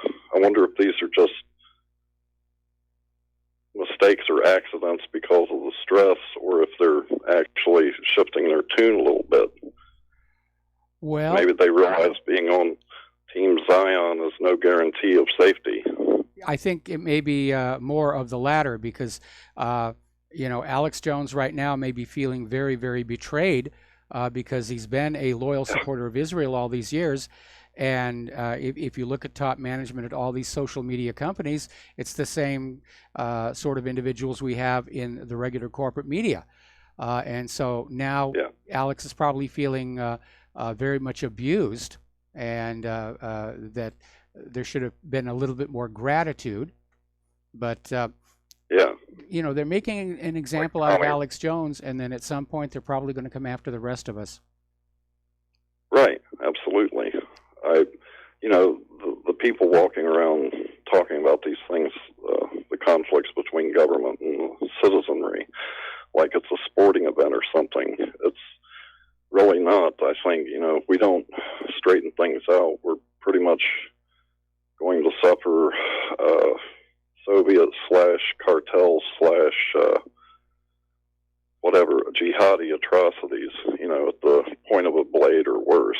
So, these are dark times. There's no two ways about that. And I still think there's a crash of the American empire coming, and it may be bad enough with its global ramifications to basically send us into a new dark ages. Right. Yeah. I think that's, for quite a while, I've realized that I think the people at the top think that a post-apocalyptic scenario is the best for them. You know, they have the king's purse worldwide, so they could create a city somewhere that's safe, or whatever technology. They probably are generations ahead of us in undisclosed technology too. So, well, any nation with a military is ahead of the civilians. The military always try and keep their technology at least 15 to 20 years ahead of what's in the civilian market. By the time military technology reaches the civilian market, it's obsolete and useless, which is why I keep saying that if we're going to find that next new thing to revive our manufacturing and our economy, it's going to come out of the space program. Yeah. Well, that's about all I have for you. Thanks for your time, and everybody should support Mike and Republic Broadcasting. Thank you. Absolutely. Thank you very much for the kind words. And we're going to switch over to Daniel in British Columbia. Aloha. Welcome to the show. What's on your mind? Yeah, aloha, Michael. I wanted to add something to that Johnny Bobbitt, the homeless guy story there. If this guy was going to blow $75,000 on drugs, why did he give his last 20 to that woman to begin with for the gas? Good point. I mean, the druggies I know would take that and put it up their arm or whatever. You And raise a another, very good point. Yeah, another thing about the that female cop that shot the black guy. I was following that story a little bit, and I don't know if it's confirmed, but the door had a fob. When you go up to the door, you put the little fob, and it turns green if it's your house, and it goes red. So I don't know if this is 100% confirmed. I was on this forum, and someone on Twitter was mentioning it. She didn't have the key to get in. It was probably locked, and this guy probably thought to himself, "Who the heck is trying to, rustle my doorknob at 11:30 at night?" And she probably heard the footsteps coming up to the door and thought, "Who the hell's in my apartment?" Drew her firearm, and the guy opened the door and possibly got shot right there. I don't think he left his door unlocked. It was probably one of those doors that automatically locks like a hotel, judging by the look of the apartment. It was like a brand new apartment. Okay. She's only been living there 3 months. So it just adds a little bit. I'm glad the Texas Rangers are taking over the investigation, but to say that, she shot him because he was black, I don't believe that. Yeah, I was seeing that all over the place here, and yeah. No matter what happens, grab it and make an issue out of it. Oh, it's racist. It's racist. That's the liberals' favorite word right now. It could have been something to do with her training. It wouldn't be the first time. I'm not saying, women cops draw their guns before, asking questions, but she was pretty new on the force, so she probably got spooked thinking, like, who's in my apartment? She was on the wrong floor, so they all look alike. She just went up one floor or down one floor from what she thought was hers. And that's the end of story. I mean, manslaughter. If they don't give her, the minimum sentence, they'll say, "Oh, racism," and yeah. And I don't know. So I just thought I'd add that. It wasn't a key, and I don't think she walked into an unlocked door and just started wandering around, because she would have recognized her place right away. I mean, yeah, absolutely. The instant the door was open, would have realized it was not her place. So I think it happened right at the door. Yeah, I think that does make sense. Okay. All right. Have a good show. Thanks. All right. Thanks an awful lot. We're going to let you go here. Okay, we're talking about political correctness and just how out there they're getting. Apparently, this junior high in Ohio had a diversity exercise. And apparently students were asked to choose certain types of people to leave behind on a doomed Earth while others escape on a spaceship. And parents were complaining about this, and the school is saying that this exercise aligned with the goals of the school district to promote tolerance and break down stereotypes. And so this Whom to Leave Behind exercise was given to students at Roberts Middle School in Cuyahoga Falls last month, telling them to select 4 people from a hypothetical list of 12 to leave behind, as tomorrow the planet Earth is doomed. Adding, of course, that the remaining 8 would then be passengers on a spaceship to another planet. Now, call me old-fashioned, but when I went to school, we learned about things like mathematics, how to write, how to spell, how to think. We learned skills, how to make things. Later on, how to repair your car. I look at education today with all this stuff about diversity training and transgender, and I'm convinced there is a deliberate plan to produce uneducated children in our schools district, our school system. The kids are going to be convinced they've got an education because they got that little piece of paper that says they graduated. But they don't know how to think, they don't know how to analyze, which is exactly what the government wants. But at the same time, it means they're not equipped to compete with children in other countries entering the high-tech job market. And that may be one of the reasons why U.S. corporations are pushing so much for those H-1B visas, is they understand that college graduates here in the U.S. just don't have the knowledge and skill set that graduates from other countries have.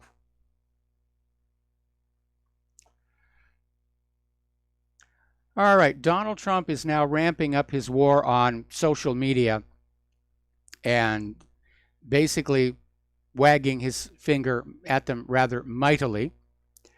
But he is basically saying that Attorney General Jeff Sessions needs to start talking with the state attorney generals later this month to discuss these concerns about how conservatives are being banned. And the conservative bias is there.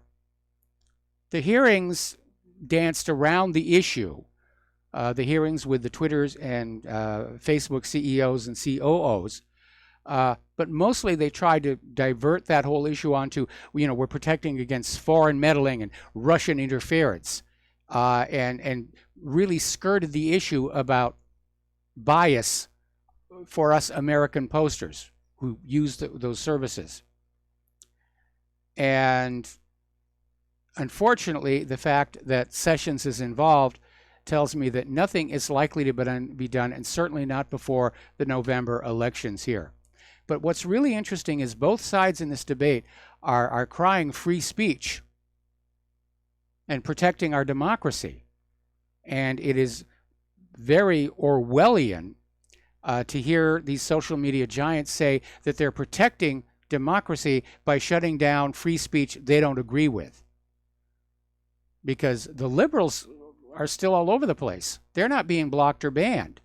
It's only the conservative voices. That's not freedom of speech. That's permitted speech. That's biased speech. So you have all this corporate media claiming they're standing for freedom of speech, and you have us in the independent media practicing freedom of speech. And the corporate media is trying to say it's on an equal footing. No, it isn't. There's a very obvious and visible difference going on here. The corporate media is trying to shut the independent media down. The independent media is not trying to shut the corporate media down. We're just going to sit on back, watch them continue to lie to the American people and destroy their own audience. Over in China, they're now tightening their internet controls, supposedly to take out rumors and fake news disseminated online and control what Beijing considers disinformation. In other words, government censorship of the internet. It is unfortunately coming, and we need to start thinking about finding a new paradigm to communicate with each other. The other day I mentioned Usenet, and I got an email from somebody reminding me that Usenet used to run on the ISP servers. That's where it would go. And it was under attack because of copyright violations, which was bad. But it was finally shut down with a smear campaign saying that it was a haven for child pornography. And whether the child pornography was there, I personally don't know. And if it was there, was it planted to make the smear work? But Usenet was shut down. But Usenet does not have to be on the ISP's servers. Some smart programmer out there could look at making Usenet as a peer-to-peer client, the way Skype originally was back when it worked well. Where if you're running Usenet on your machine, you're bucket brigading and passing information along. And it's not going through a central collection point where it can be filtered. We can get around government censorship. We just have to think very carefully about how to do it. The Department of Justice is announcing charges against North Koreans over the Sony hack, which was not a hack. It was an internal leak like the DNC. Now, they've identified a North Korean they say is behind the WannaCry attack. This, I don't know if the guy they've got actually was behind WannaCry, or this is just another attempt to bash North Korea. And the reason I say that is because if you look at how completely impotent the U.S. government, the NSA, have been at finding any of the actual authors of any of this actual malware, the idea that they managed to succeed in this one case does stretch credibility a little tiny bit. Okay, now I hope this works. But apparently up in San Francisco, they're launching what they're calling the Pac-Man that will gobble up plastic from the Great Garbage Patch. It's a 600-meter-long floating tube that sits on the surface of the water with a tapered 3-meter-deep skirt attached below to catch plastic waste. And it relies on the power of wind and waves to just autonomously sweep through the area, gathering up plastic waste as it goes. I hope it works. Now, a lot of people, they keep hearing about that garbage patch, the Great Garbage Patch, and they have this image of a spot in the Pacific where you could literally walk across the water. It really isn't that bad, but it is bad and it is harmful to ocean life. And so good for the people who designed this. I hope it works. And if it does, I hope they build a bigger one, because we do have to take care of our planet. It's the only one we've got. And that means environmental consciousness and responsibility. It means an end to these highly destructive wars that are really destructive of the environment, especially those depleted uranium munitions and biological weapons that could mutate and get out of control. But it is alarming how many of our leaders are just completely unconcerned about things like that in their rush for more wealth and power. We'll be right back after this commercial break with the last segment of today's show, so stay tuned and we will be right back.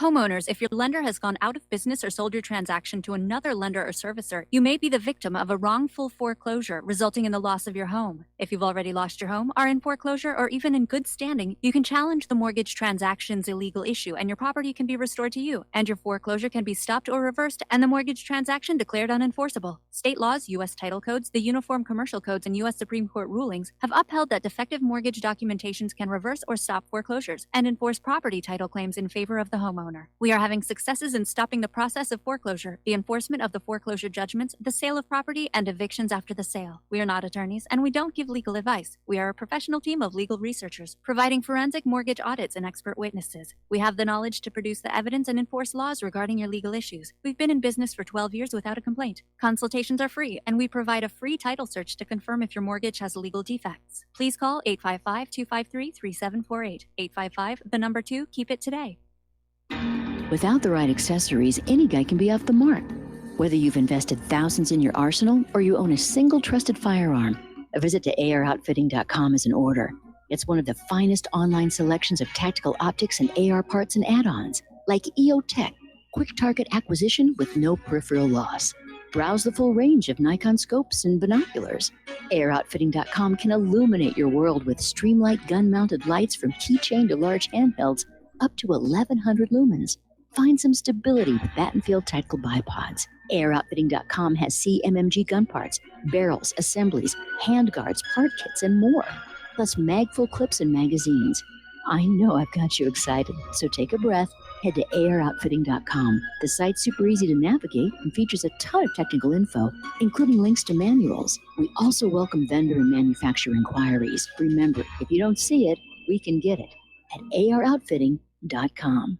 Do you worry a lot? If you're forgetful, nervous, moody, or overwhelmed, chances are you're not protecting yourself from the ravaging effects of stress and anxiety. No matter the cause, ongoing stress and elevated levels of the stress hormone cortisol can rob your memory, your health, your quality of life, and your future. Now you can combat the effects of stress and anxiety while improving your memory and recall at the same time with the dietary supplement Calm and Clever. Studies show that the ingredients in Calm and Clever reduce cortisol by as much as 30% in as little as 1 to 2 weeks and increase your ability to recall facts, names, and numbers in 4 to 12 weeks. Calm and Clever was created by scientist Kurt Hendricks, a principal investigator in 2 NIH-funded studies on Alzheimer's disease. Try Calm and Clever for 2 months. You'll feel the difference. Call 1-800-758-8746 or go to calmandclever.com. Some are maxed out all their credit cards. Some are working 2 jobs and living in cars. Minimum wage won't pay for a roof, won't pay for a drink. If you gotta have proof, just try it yourself, Mr. CEO. See how far $5.15 an hour will go. Take a part-time job at one of your stores. I bet you can't make it here anymore. And aloha, America. Welcome back to our show, final segment of our program today here. And a reminder, tomorrow we're going to be talking pretty much exclusively about 9/11, the reasons to doubt the official story, how often 9/11 has been waved around as an excuse to justify invading yet another country. And so we're going to be focusing on that very tragic anniversary there. Now, a little bit of good news. SpaceX has done it again. Earlier today, a SpaceX Falcon 9 rocket successfully launched the Telstar 18 Vantage communication satellite into orbit and basically got it into orbit successfully. And then the Falcon 9 came on back down and successfully landed on its legs on SpaceX's drone ship, which is named, of course, I Still Love You. I am so happy that they've gotten this all to work. And good for them. Good for them. So if I were young, I'd send them a resume. A lot of seismic activity has been going on over the last couple of weeks. We had that magnitude 6 quake hit Hokkaido. At least 37 people killed there. There was a series of quakes in Panama, Ecuador, and Chile that all occurred within an hour of each other. And a lot of people started wondering if maybe the Pacific tectonic plate is getting ready to experience a major shift. And I noticed earlier today I was getting little alerts about other earthquakes that are happening. So despite what the U.S. Geological Survey is saying, to me, it does seem like we're seeing an elevation in seismic activity. Now, why might that be? I don't think it's because Cthulhu is hatching out from the interior of the Earth, but there is a thought. Over the last several years, contrary to the claims of the global warming hysterics, Earth is actually cooling. And that means the surface of the Earth is cooling. And that means it's going to be shrinking. And that means there's going to be less pressure on those fault zones, keeping them from slipping. Now, that's just a theory that popped into my head. But there is something going on. And we might want to be paying attention to that. And finally, interesting little story. Remember The Wizard of Oz? Judy Garland wore those ruby slippers. There were actually multiple pairs of them. One of them had been stolen 13 years ago from a museum in Minnesota in Judy Garland's hometown. And it looked like an inside job. The alarms weren't working. The cameras weren't working. Somebody just came in the back door, smashed the case, and took them. Expedition Unknown did a segment on it. And apparently, as the result of a sting operation involving somebody who wanted to sell the slippers back to the insurance company that had made good on the insurance policy, they recovered them. So a little bit of Hollywood memorabilia is now back safely at home, and I'm sure they've got much better locks and better cameras operating there now. By the way, speaking of human-caused global warming, there is now snow atop of Pikes Peak. There's the music. Time for me to get on out of here. And like I said, get ready for the storm that is coming in middle of this week. Stay tuned for John Stadmiller. I'm sure he's got a lot of interesting things to share with you. Please take what you learn here and share it with everyone that you know, especially the part about how social media, the big social media, are censoring conservatives and conservative points of view. It's time to get off social media, start going back to email lists, face-to-face contact, bring back the sneaker net. We'll see you tomorrow. Aloha, America.